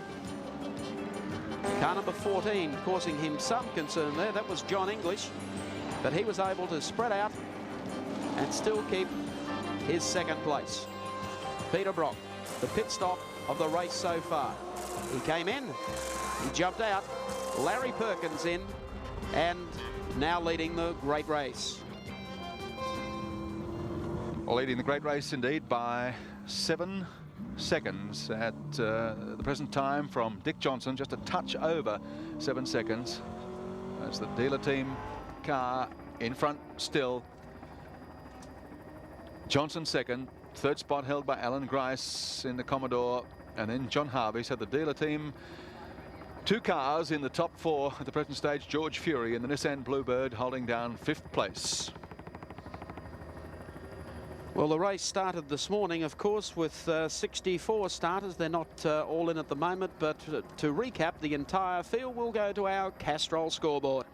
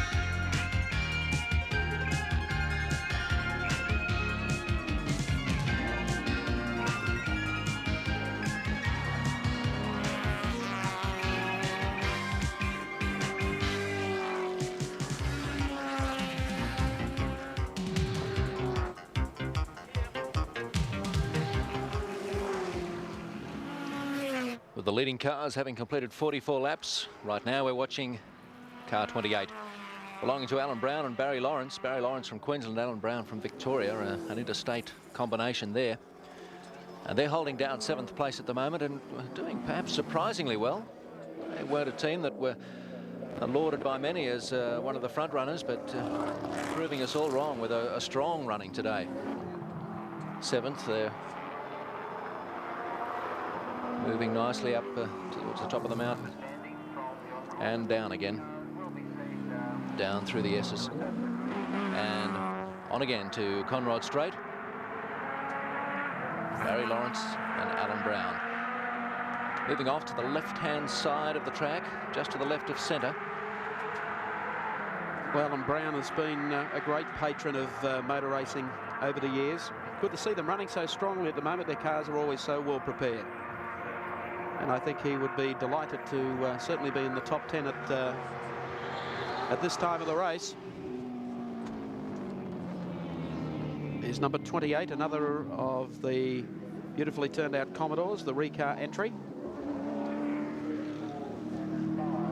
Working hard at the wheel too, let me tell you, as he comes onto the straight. And a long pit straight for the left-hander, of course, into Hell Corner.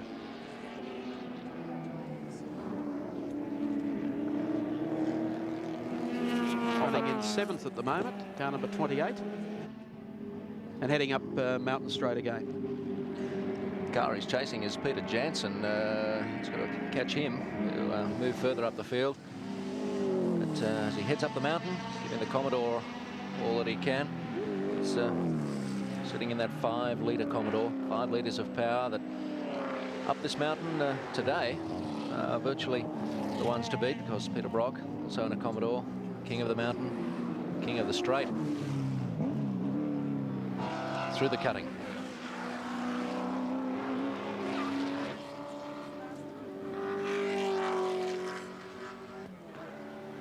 And he's got a fairly clear run at the moment. We'll see how he's going when we come back after this break from Mount Panorama.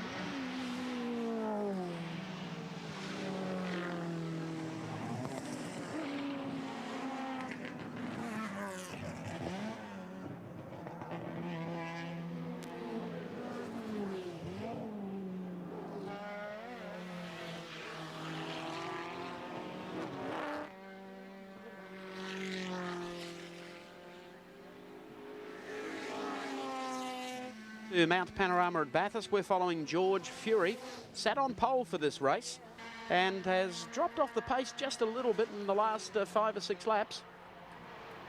Back into about 5th spot in the field at the moment.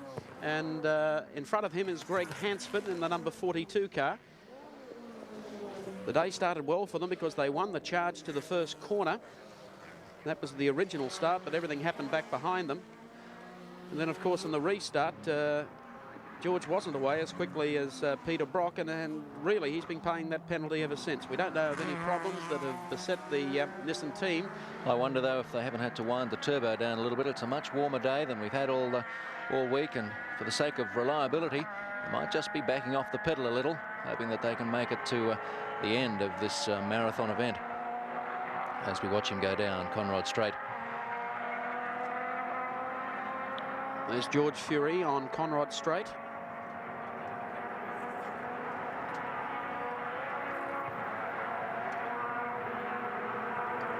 Fury coming over the hump, down beneath the bridge into the left-hander.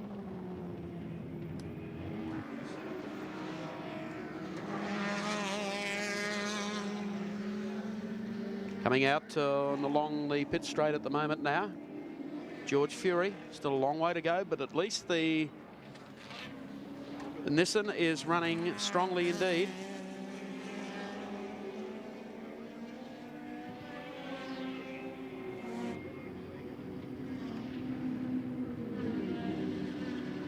George Fury heading up the mountain once more, past a couple of slower cars, the Group A Alpha and another RX-7, and into GTX Bend. The RX-7 trying to slipstream him up there, get a quick ride to the top.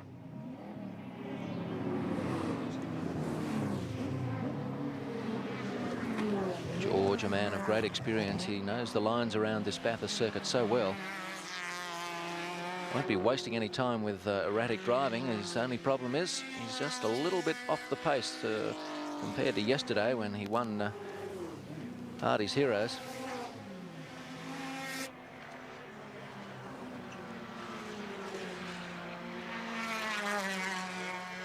Across the top now.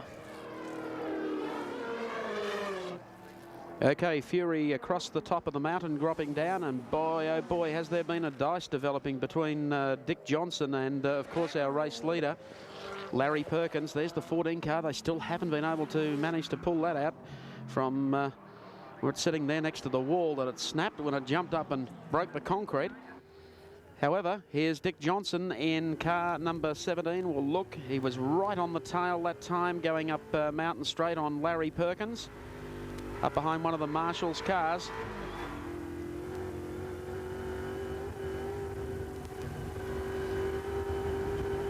Okay, across the top of the mountain, and still there in that dice. I think he perhaps has maybe taken Perkins. Perkins alongside of him.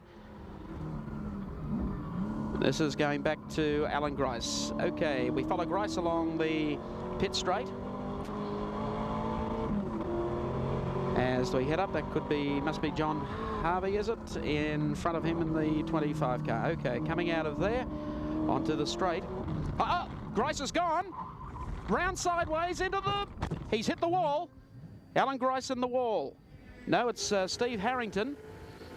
Race cam showing you that. We'll replay that to you shortly. But problems now for the Roadways team with Steve Harrington. Obviously receiving a tap or something has gone wrong there. We'll go back to a replay of that shortly. Let's have a look again. Coming into the corner, it's 25. John Hardie in front of him. They come out of the corner. He's either lost it or being tapped from behind. There he is going across into the earth bank there. So we'll have a pit report about that from Pat Welsh shortly, as soon as we can get a reaction from Alan Grice, who had given the car over to Steve Harrington. But that is big drama for a front-running team. As we rejoin Dick Johnson, and he's heading up the mountain again, past where Grice has obviously come to grief, Harrington at least.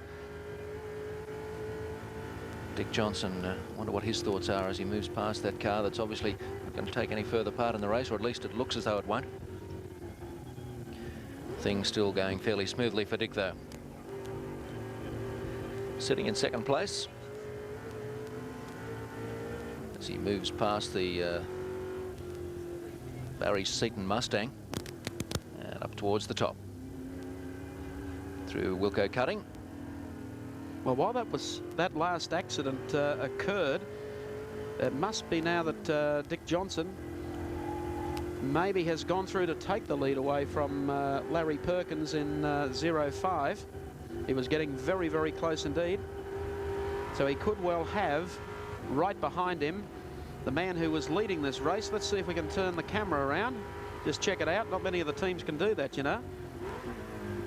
And how good is your eyesight at home? That 05?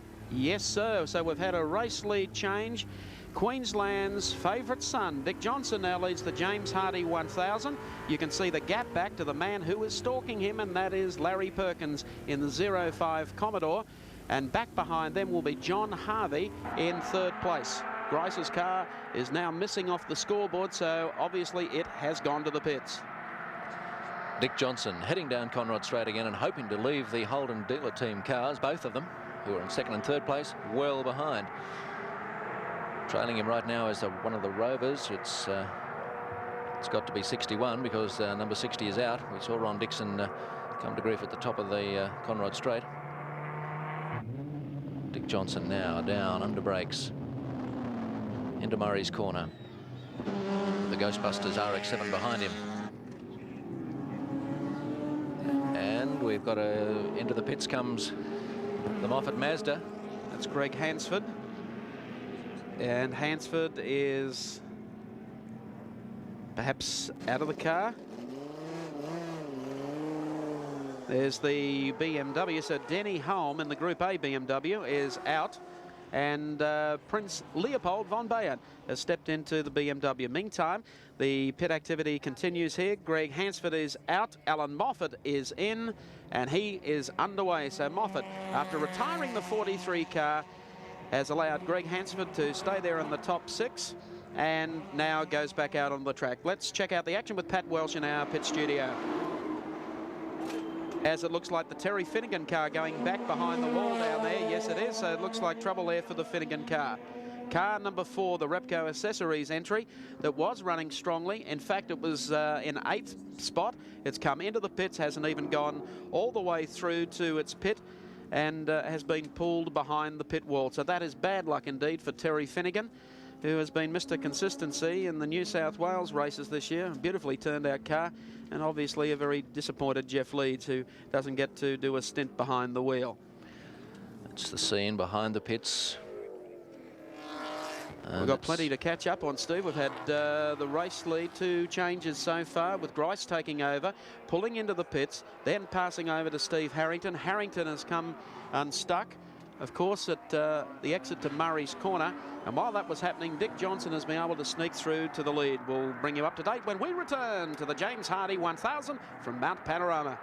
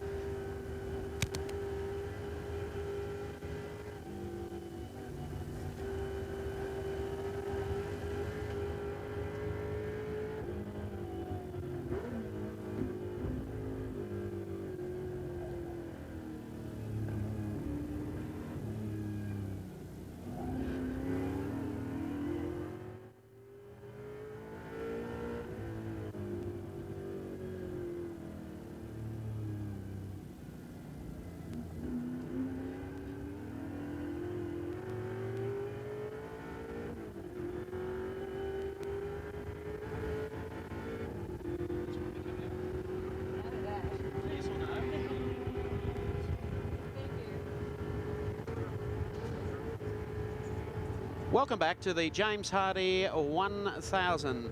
We're riding along with Dick Johnson And Dick Johnson has taken over the lead in the James Hardie 1000. That should make one Queenslander very happy, and that's the fellow who's driving the car. Is that correct, Dick Johnson? It sure is, mate.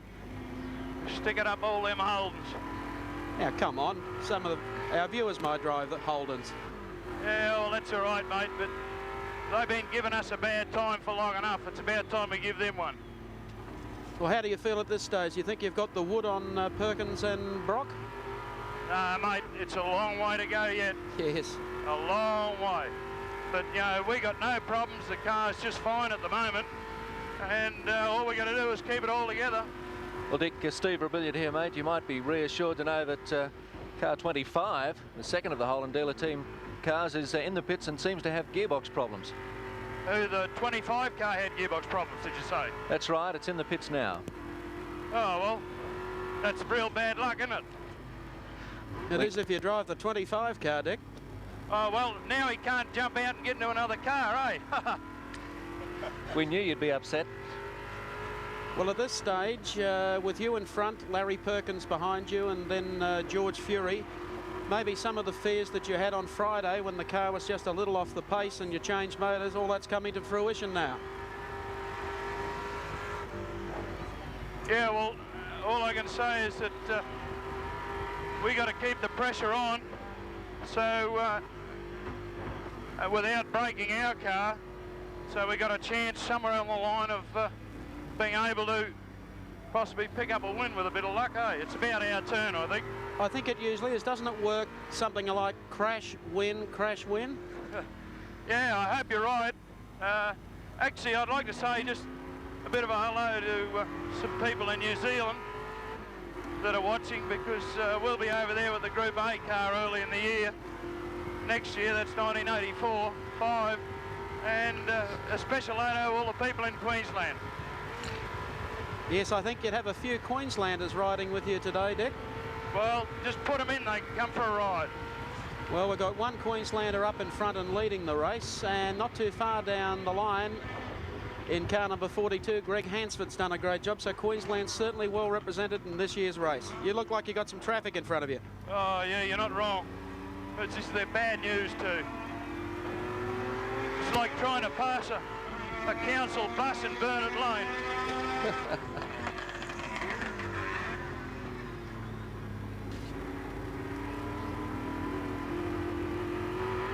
All you can see is the guy's teeth. Mate, I tell you what, his teeth look like a piano in an old pub. Some black, some white, and some missing. Well, actually, the problems that Alan Grice had earlier, I'll let you get on with this first. You're right, keep going. Well, he's a Queenslander, mate. He doesn't give me any trouble. Oh, yes, you've got him worked out.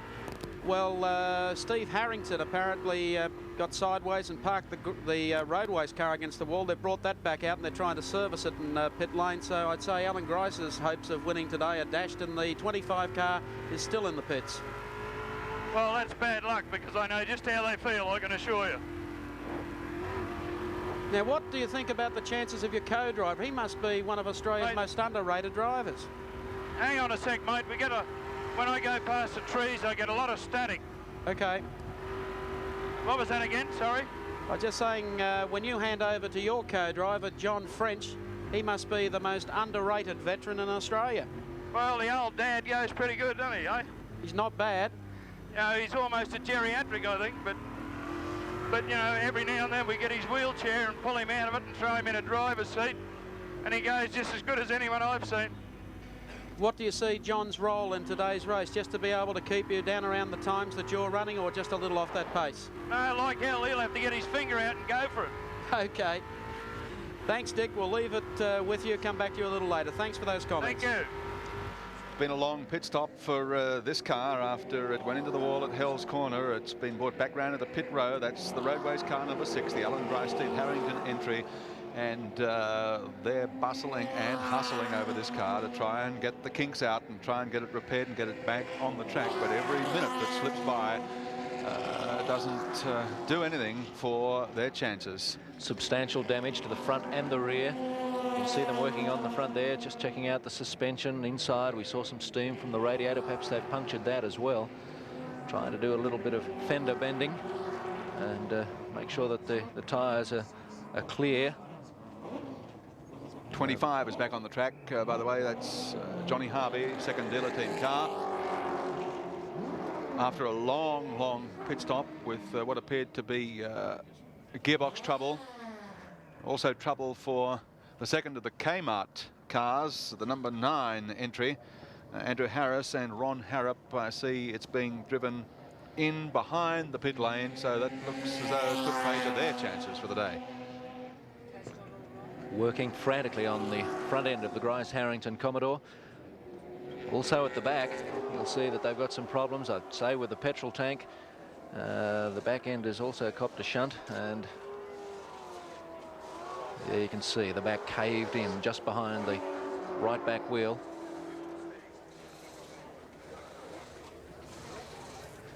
Of course, these petrol tanks are very safely encased, so there was no problem there of a possible explosion with the impact. We mentioned car 9 going behind the Kmart entry, and here's the leading Kmart entry, car number 8, Warren Cullen and Alan Jones, former Australian World Driver Champion. But they're taking this car through today's race, and they're just on the verge of the top 10, this pair, and as the race continues, and if the dropout rate continues the way it is, then Alan Jones could be well in it. Well, some funny things happen on the racetrack. We mentioned that the car 25 was in the pits, the second Holden dealer team Commodore, with gearbox problems. Well, the truth has just emerged. The gear lever came off in the hands, we believe, of John Harvey. So that would have been most uncomfortable. Well, talking about uncomfortable, that's the way Alan Grice feels at the moment after the incident at Hell Corner, and as the repair work continues on his car. We're going to take you down into the pit lane, and Pat Welsh. Thanks, Gary. Yes, as you can see, there is major repair work going on with the Commodore here at the moment. They're trying to fit a new radiator at the moment. Alan Grice doesn't look at all happy, and it is going to be a major job, and I'd say the car will be here for quite some time yet. They're ready to put new tyres on. I don't think that is their major concern. They're doing some ready-made panel beating, as you can see, fairly heavy damage to the front of the vehicle, and Alan Grice stomping around, not very happy at all. I think we should take you back to the central commentary position at the moment. Thank you, Pat. Alan obviously doesn't want to talk about at the moment. I think he'd have more on his mind, and that is watching the James Hardie 1000 just slip away from him. So troubles have beset the Roadways team. Car number 6. They started 2 cars this morning, withdrew 1, of course, which they had planned to do all along. That was Steve Harrington. Then Grice did a good job keeping the car up in the top 4 all morning. Pitted, put Harrington in the car, and he had a moment, as you obviously saw with our race cam coverage of the incident, off the track on the exit, of course, to Hell Corner. They've done some very quick work on it, but not quick enough. Here's Warren Cullen and Alan Jones in the Kmart Commodore. Behind that car is the number 50 machine, driven by Peter McLeod. They're in 11th spot, Cullen and Jones on the road at the present time. They've got a strong finishing record, Gary, all season long in the Touring Car Championship. Expect to see this car around all day. They're a lap down at the moment, though, but of course there's still the 108 laps Oh, to look go. at this. Oh, off on the dirt. That is not the place you travel down Conrod at 200 Ks and get it out on the dirt. Whew, I can just imagine how Warren Cullen felt at that time, because you probably saw him take the action. He moved straight to the right-hand side of the course. Didn't want to get caught up in any of that sort of action, because it's very easy to lose the left-hand side of the car when you put it in the dirt. Let me tell you, this is a challenging racetrack. It is not the place where you run into contact with other cars at 220 Ks down Conrod Straight. Cullen and Jones, I mentioned, a lap down, but still plenty of time to make up that ground with 108 laps remaining. There are, in fact, only 4 cars on the leading lap at the moment. 17, Dick Johnson in front of 05 with Larry Perkins at the wheel, followed up by George Fury in the Nissan Bluebird, car 15, and then Alan Moffat in the 42 Moffat Mazda entry. Here they come up Mountain Straight. Looks like Mike Bergman and Stevens. Mazda RX-7, that's the Daily Planet entry, being passed there by Warren Cullen as the big V8. heads up to the cutting, and they're coming up in some traffic too. We have Lester Smurden in the basically Group A turned out. Commodore just ahead, you can see on the right-hand side. There's the Stevens entry going through as well. Car number 33, Bergman, just ahead of them though is car number 8, Warren Cullen, coming across the mountain. They had problems over the past couple of days after a smooth run early in the week. I think Alan Jones is at the wheel of this car now, and they have moved up into 6th place. This car is going like a rocket at the mid-stage of the race. As I said before, good finishing record in the Touring Car Championship for Cullen and Alan Jones. It's like another favourite Queenslander doing well in the James Hardie 1000. We have a Queenslander leading in Dick Johnson. We have a Queenslander 4th, of course, in Greg Hansford. And just back behind them, Alan Jones, also of Queensland. So the Northern State doing well in the James Hardie 1000. More to follow when we return to Mount Panorama at Bathurst.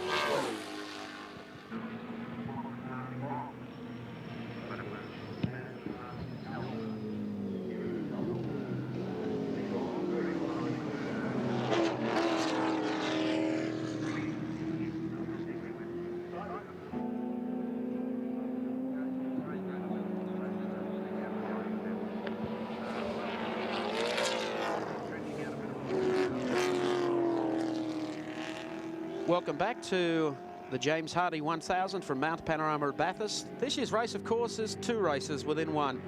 That's Group C for the outright cars, the big V8s, the Mazda RX-7s with their improvements. And of course, there's Group A, which we dealt with early in this morning's build-up. That's our national touring car category as of January the 1st. And here is the car that is leading Group A at the moment. Driven by Jeff Allen. It's the Mobile Super Drop entry, supported by JRA Australia. What a great team effort to bring 2 rovers all the way out from England for this event. And the 2 guys who are driving the car, Jeff Allen and Armin Hahn, have been very, very consistent throughout the day, and they're leading at this stage. Yeah, car 62, Prince Leopold in the BMW, is in 2nd place in Group A at the present time. 3rd spot being held down by Colin Bond and Alf Costanzo in the Alfa Romeo. And car 67, that's Ray Golson and Grant O'Donnell, also in an Alfa Romeo GT V6, holding down 4th spot. That's the Group A situation at the moment, with this car leading it. Well, that's Group A. Might pay us now to take a look at our Castrol scoreboard. Oils ain't oils as we check out 1 to 10. Dick Johnson and John French leading the race from Peter Brock and Perkins. Fury and Scott in 3rd. Lawrence and Brown in 4th. Jansen and Rogers in 5th. 6th, Harvey and Parsons. 7th, Geisler and Radburn. 8 is O'Brien and Cook. 9 is Callahan and Barry Graham. And 10, Jones and Hopwood. And that's the top 10. in the outright positions.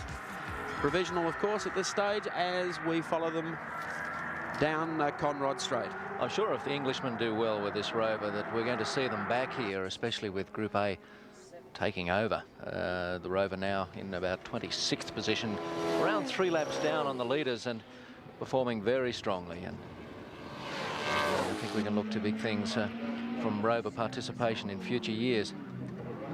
Top 3 cars on the track are now a full lap clear of the opposition. 17, Dick Johnson, 05, Larry Perkins, and 15, George Fury are a full lap clear of the 4th placed car 42, the Mazda of Alan Moffat.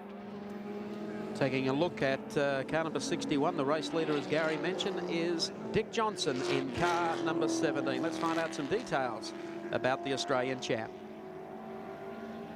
39 years of age, comes from Daisy Hill in Queensland. Hobbies, boating, go-karts. He's good at both. He's been in racing for 2 decades. Loves Falcons. Running for the outright and running in the lead.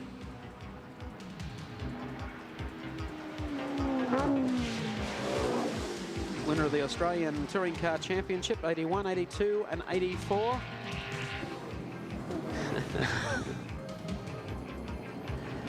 We didn't make that up. Dick wrote that out himself. Pet hate rude people. Well, he's been coping well with a few of them today on the racetrack.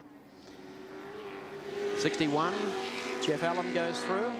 As we mentioned, still leading the Group A category of this event. Plenty of grunt in these Rovers as they head towards the top of the mountain. 3.5 litres. Watching Jeff Allen. And they've only had a week to get used to this circuit, but they've got the lines pretty well worked out. Although we know that early in the week when they had their first drive on the Wednesday, they came down ashen-faced. They just couldn't believe the drop off the top of the mountain. And those who've been for a drive around the circuit themselves will know just what it feels like, even at 60 kilometres an hour if you're obeying the speed limit. The track isn't being used for the Bathurst weekend. It's still a frightening way to go. Tried at 120 kilometres an hour and you really know what speed and fear is all about. Down Conrod Straight goes Jeff Allen and the mobile Rover.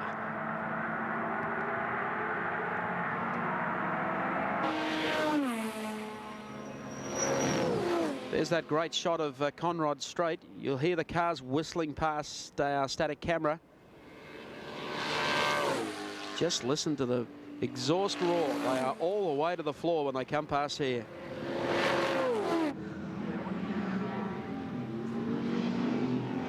Jeff Allen, 61. They plan to do a little more Group A racing in Australia, or in Australasia, I should say, next year. Planning on going to New Zealand for the big 500k street race in Wellington at the end of January, and maybe dropping back to have a look at the ATCC, the touring car title, next year. We believe one of these cars could also be destined for competition here in the hands of an Australian driver, so that'll make the touring car title very, very interesting indeed for 1985. Jeff Allen again, heading up the mountain and past a slower car. When you consider he's coming around 26th, 27th overall, and around about 50 Group C cars that theoretically should mostly be quicker than him, he's done outstandingly well.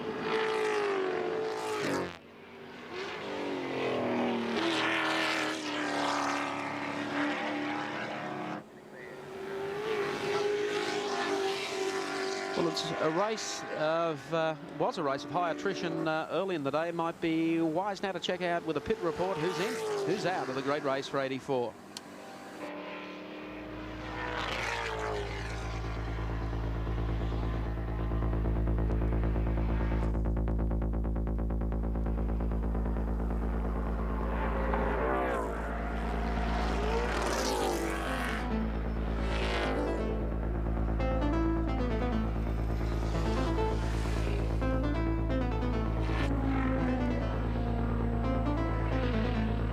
There's some of the reasons for cars out of the event, and if you've been following a particular car, that's what we're trying to keep you updated through the running of the James Hardie 1000. That looks like His Royal Highness Prince Leopold von Bayern. coming up in some heavy traffic here after his early moment on Thursday when he arrived. Took some time to straighten out the Group A BMW, but all credit goes to Frank Gardner and the BMW team. They really have worked hard. The car is still a picture. It was creased pretty badly, let me tell you, after encountering the concrete wall. It didn't meet the wall as hard as English did in the Falcon, but it glanced off it. So Prince Leopold von Bayen is doing quite nicely indeed. Second in Group A. That's his form as he comes down through the dipper area. To the right, and now dropping down into Forest Elbow. Prince Leopold von Bayen bringing a right royal touch to the James Hardie 1000. Half a lap between the Prince and the leader of the Group A category, and that, of course, is Jeff Alm, who we were following before in the Rover Vitesse. A half a lap in it in Group A. Just look at the cars come past our speed trap down Conrod Straight. The next one in will be Prince Leopold. Here it comes now, the Group A BMW. And he is trying. So's everyone still in the field for the James Hardie 1000. More action to follow when we return to Mount Panorama at Bathurst.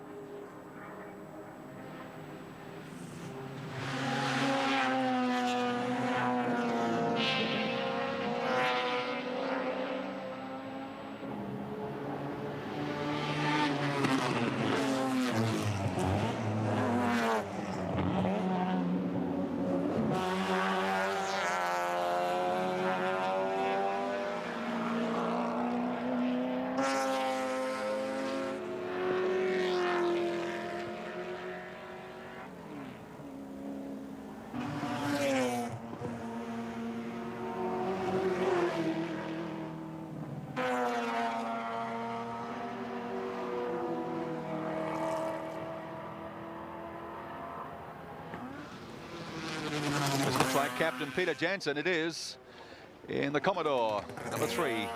The Cadbury Schweppes entry. The captain co-driving this year with Gary Rogers. Of course, he lost his protege, David Parsons, who's joined the dealer team. Rogers drove the early stint in the number 3 car, but the captain is at the wheel now. A real character in motor racing. A man not sighted often on the racetrack through the year, but a man who comes into his own every year for the great race, the James Hardie 1000. And here he is in the top 10, circulating with just 101 laps remaining. It's a man with an unusual fashion sense, likes to combine a deerstalker hat with his driving suit.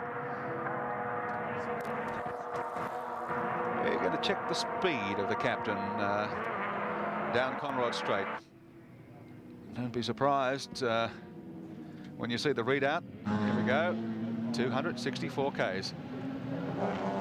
Well, that's keeping him right on the race pace, in fact. He might be 11.5 down on Dick Johnson in the race lead right at this moment. But as I said, with 100 laps to go, just over, there's time yet for the captain. He's put in some great finishes here at Mount Panorama previously, and some spectacular ones. Certainly a man not to be taken lightly. Currently moving up behind Graham and Ian Stones in the Easy Bev RX-7, and moving out to the right of the Mazda to pass, but can't manage it before GTX Ben. Well, let's update the great race, the James Hardie 1000, the action of the past hour.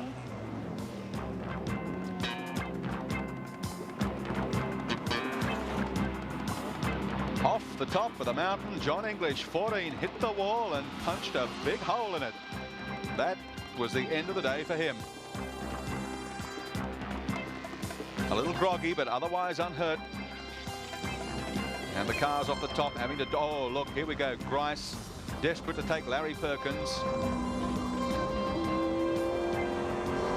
Perkins had taken over from Peter Brock. Grice looking for a way through, finds it. Put him in the race lead briefly, but Gricey was soon to pit for fuel, tyres and a driver change. Steve Harrington taking over. And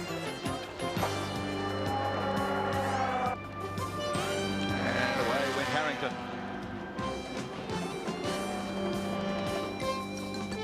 Of course, that put Perkins back in the race lead in 0.5.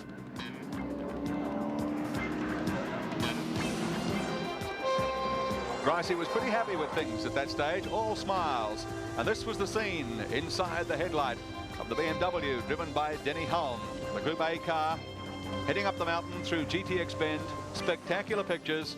Not the same kind of luck, though, for 31 Jimmy Richards BMW in the Group C category, being pushed off behind for urgent repairs. Now, look at this. Race cam pictures through the Grice car, and it's out of control on the corner. And Harrington comes to a sad and sudden stop. The car quickly pushed back to pit row for urgent repairs. Alan Grice beside himself because they were running so well.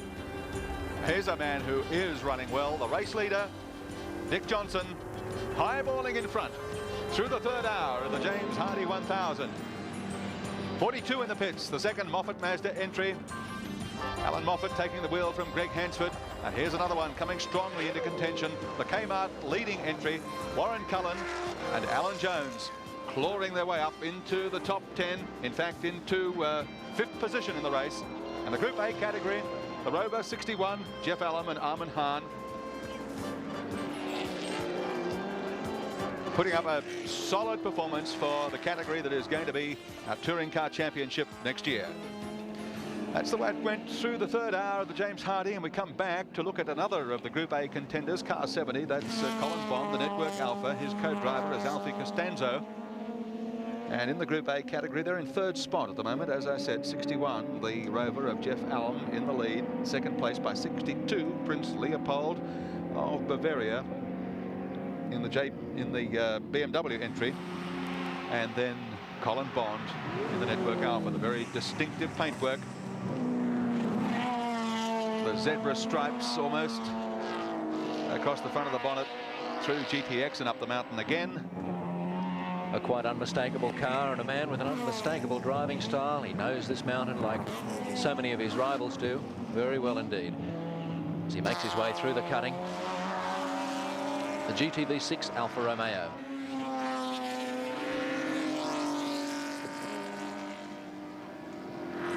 Up towards the top of the mountain now. This is where they suffer a little in the Alfa. Not quite the power that the big V8s have at the top of the mountain, but boy, they handle nicely.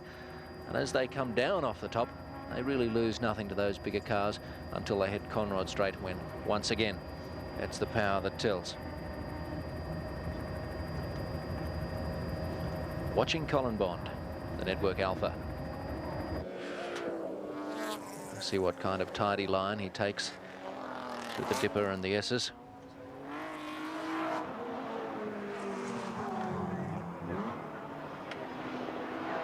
No problems. No problems for Colin Bond, but problems are plenty for Alan Grice. Let's pick it up with Pat Welsh over behind the pit area. Well, it's desperation stuff here at the moment in the Alan Grice pit. Alan, what's exactly wrong with the car? Well, it's been off the road, and Steve got a bit of a touch when he was driving and put it in the fence both ends. But he left the car there, so I ran up to see how bad the car was, and I was able to start it and drive it back. Now, I understand you have suspension, radiator, and also fuel problems. Yeah, that's right. We've got to change fuel tanks. They've already changed the radiator. They don't know what's wrong with the suspension at the moment, but they're still looking and checking that. At this point of time, I think it's fair to say that they're trying to fix it, but we haven't made a decision to go back out again yet. You're obviously desperate to finish this event. I was desperate to win the bloody thing. That's destroyed your chances, hasn't it? There's no doubt about that. How do you feel? Very disappointed, obviously. Yeah, that's the question. That's the answer. You got the lot. Okay, Alan. Thanks very much. Thanks, Pat Welsh, and a very disappointed Alan Grice. And why wouldn't he be? Because early in the week, they really looked like the team that could throw down the challenge to the likes of Brock and Johnson. Yeah, just finishing is not much consolation when you've had ambitions that the ambitions that Grice has had. While that was going on, Dick Johnson has lapped George Fury in the Nissan Bluebird, and there are now only 2 cars on the lead lap. Dick Johnson in the big green Falcon and Larry Perkins in the 05 dealer team Commodore. A lap down then to George Fury in the Bluebird. 2 laps down to Alan Moffat in the second Mazda team entry. Alan Jones in the Kmart car. And then car number 28. And that's the Commodore being driven by Barry Lawrence and Alan Brown. So those guys have got an awful lot of hard work to do to stay in touch.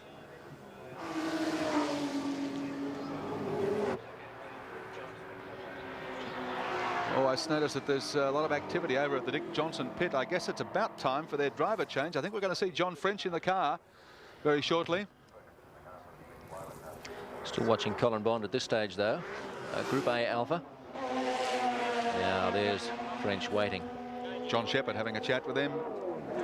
Well, actually, this is going to be very, very interesting. There's a lot of interest in this James Hardie 1000. John French has it all to do. John doesn't race all that often. Dick Johnson, as you can see, coming into the pit area, will hand over to John French.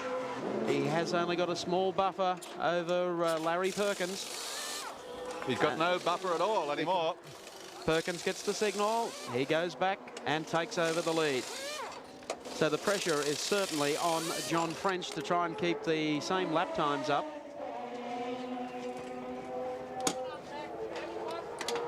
Johnson still in second spot, and let's go down to our pit team. Thanks, Mike. Yes.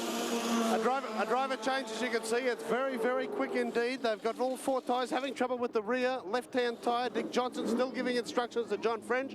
We're going to try and catch Dick for an interview now. Understand he's very happy. He's been lapping at 218s, 219s, which is about what he predicted. He said the car can do that all day.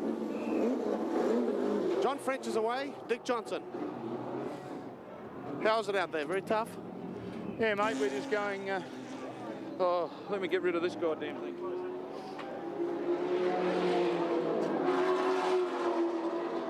We're just going as hard as we can, Paddy, because that rotten Brock is still there, and like, you know, we just got to make him work as hard as he possibly can too. Otherwise, mate, we haven't got a chance, you know. You're turning in about 218, 219 laps. You happy with that? Yeah, we'd do 217s all day if it wasn't for all those whackers out there. How have you found the track? I understand it's a little slippery up around Forest Elbow. Oh, Forest Elbow and up the end of the straight here. At the end of the straight here, mate, it's like it's slipperier than a butcher's block, I reckon. Okay, Dick, thanks very much. We'll let you take a well-earned break. In the meantime, it's back to you, Mike. Yeah, the master of the ad-libs, Dick Johnson. John French out on the track now. They're still holding down, I believe, second spot. It'll be confirmed next time around. So Larry Perkins in the 05 dealer team Commodore takes command yet again of the great race. We'll have more action to follow when we return live to Mount Panorama.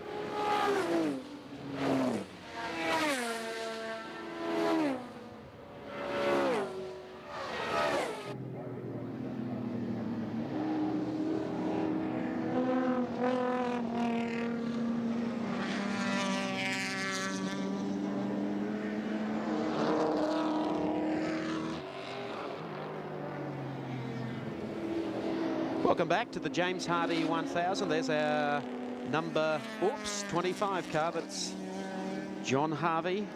David Parsons really throwing that car around.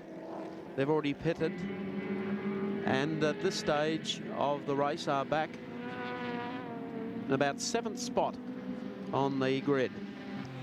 John Harvey, of course, who won the event last year in company with Larry Perkins and Peter Brock.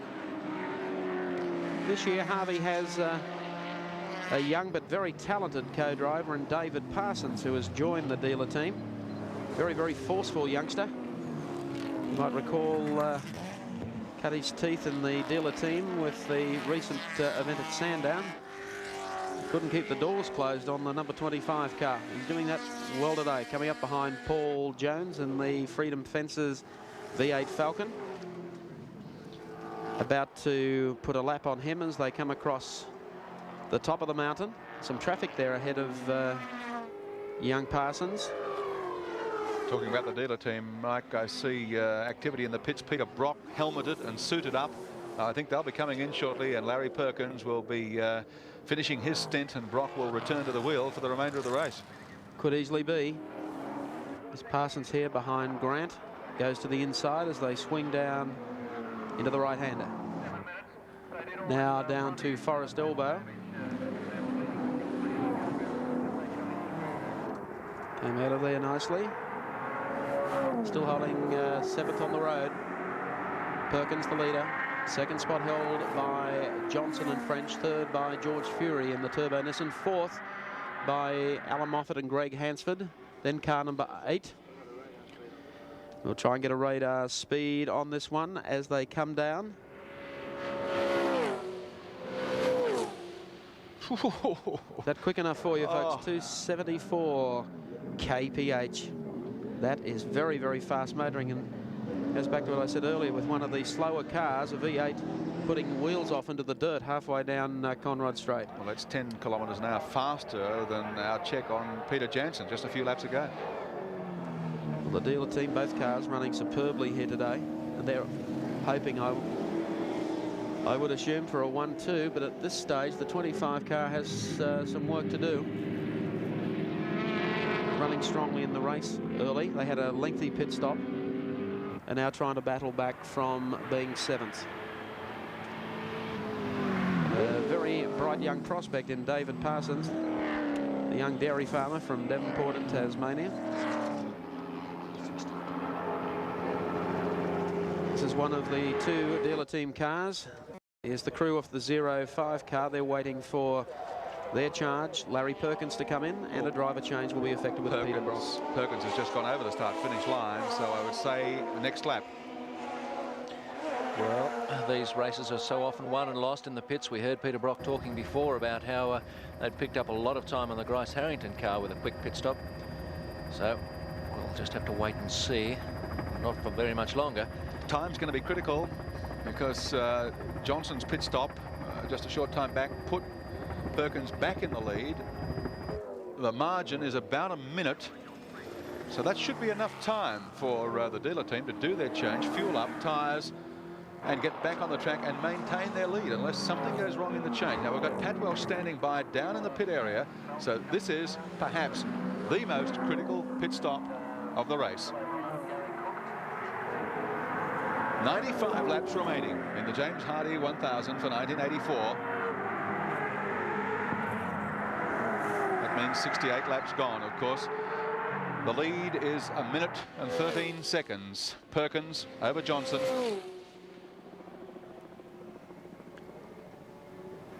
There's the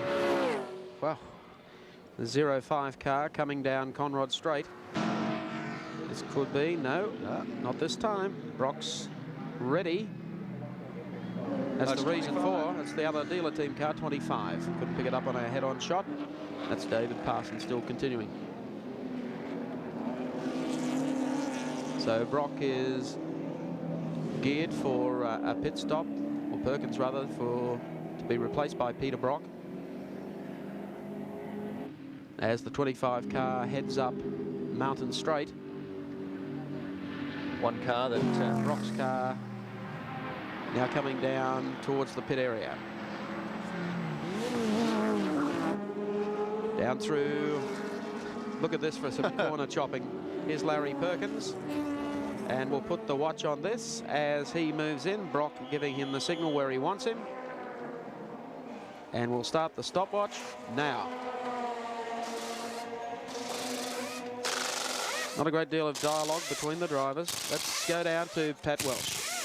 Peter Brock obviously a little bit tense about this stop. He moved to Stewart's just a little earlier in the piece to move some gear from the Toshiba camp just in front of the dealer team camp, so he could have a clear run for the 05 Commodore to come in and have this vital pit stop. As you said, Michael, not a lot of dialogue between the drivers, and it has been lightning fast, this stop. Brock now ready to go. No, there's still problems with the left-hand front wheel. Now Brock's away in super quick time. Getting a big cheer from the crowd there too as Brock heads out over the ripple strips, looking for Dick Johnson's Falcon to come into view. But I think Brock has been able to, through doing a very, very quick pit stop, Johnson's car just coming down towards the end of Conrod Straight. Larry Perkins has done a fine job out there in the 05 car. A shade under 32 seconds for that pit stop. I'm sure that the dealer team would be happy. Taking into account slowdown time, I think you'll find that they've still got an advantage of about 25 seconds over Dick Johnson. Johnson just going through hell corner at the moment. The lead, in fact, is 21.49 seconds for Brock over Dick Johnson. They're the top two in the James Hardie 1000 for 84, barreling up Mountain Straight. Let's go down to the pits again to Larry Perkins, who's just completed his stint in 05. Well, Larry, you've built up a handy lead. How are the conditions out there for you? Well, that's a pace that we should be able to do 3,000 or 4,000 K like that, and all I have to do is maintain the car in very good shape.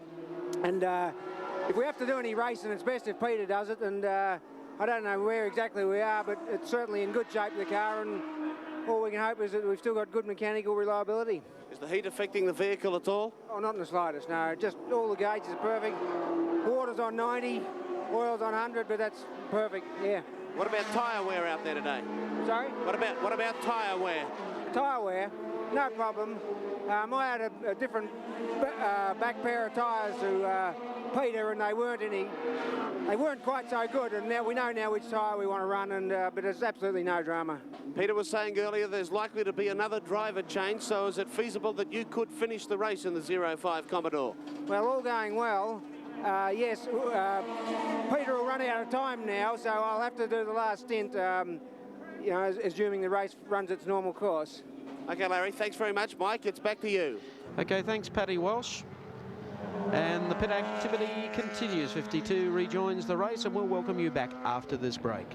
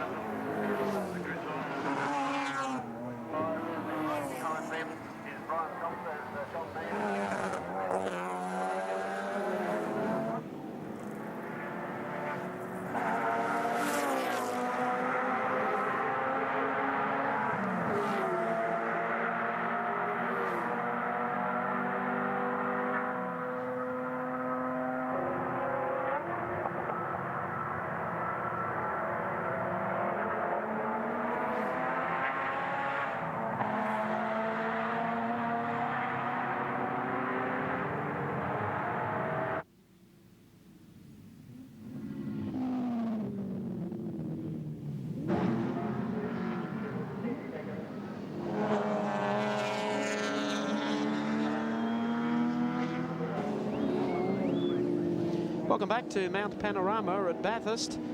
Coming up now, the Stones entry, the Easy Pav entry, Mazda RX-7, car number 37, Graham Stones and Ian Stones.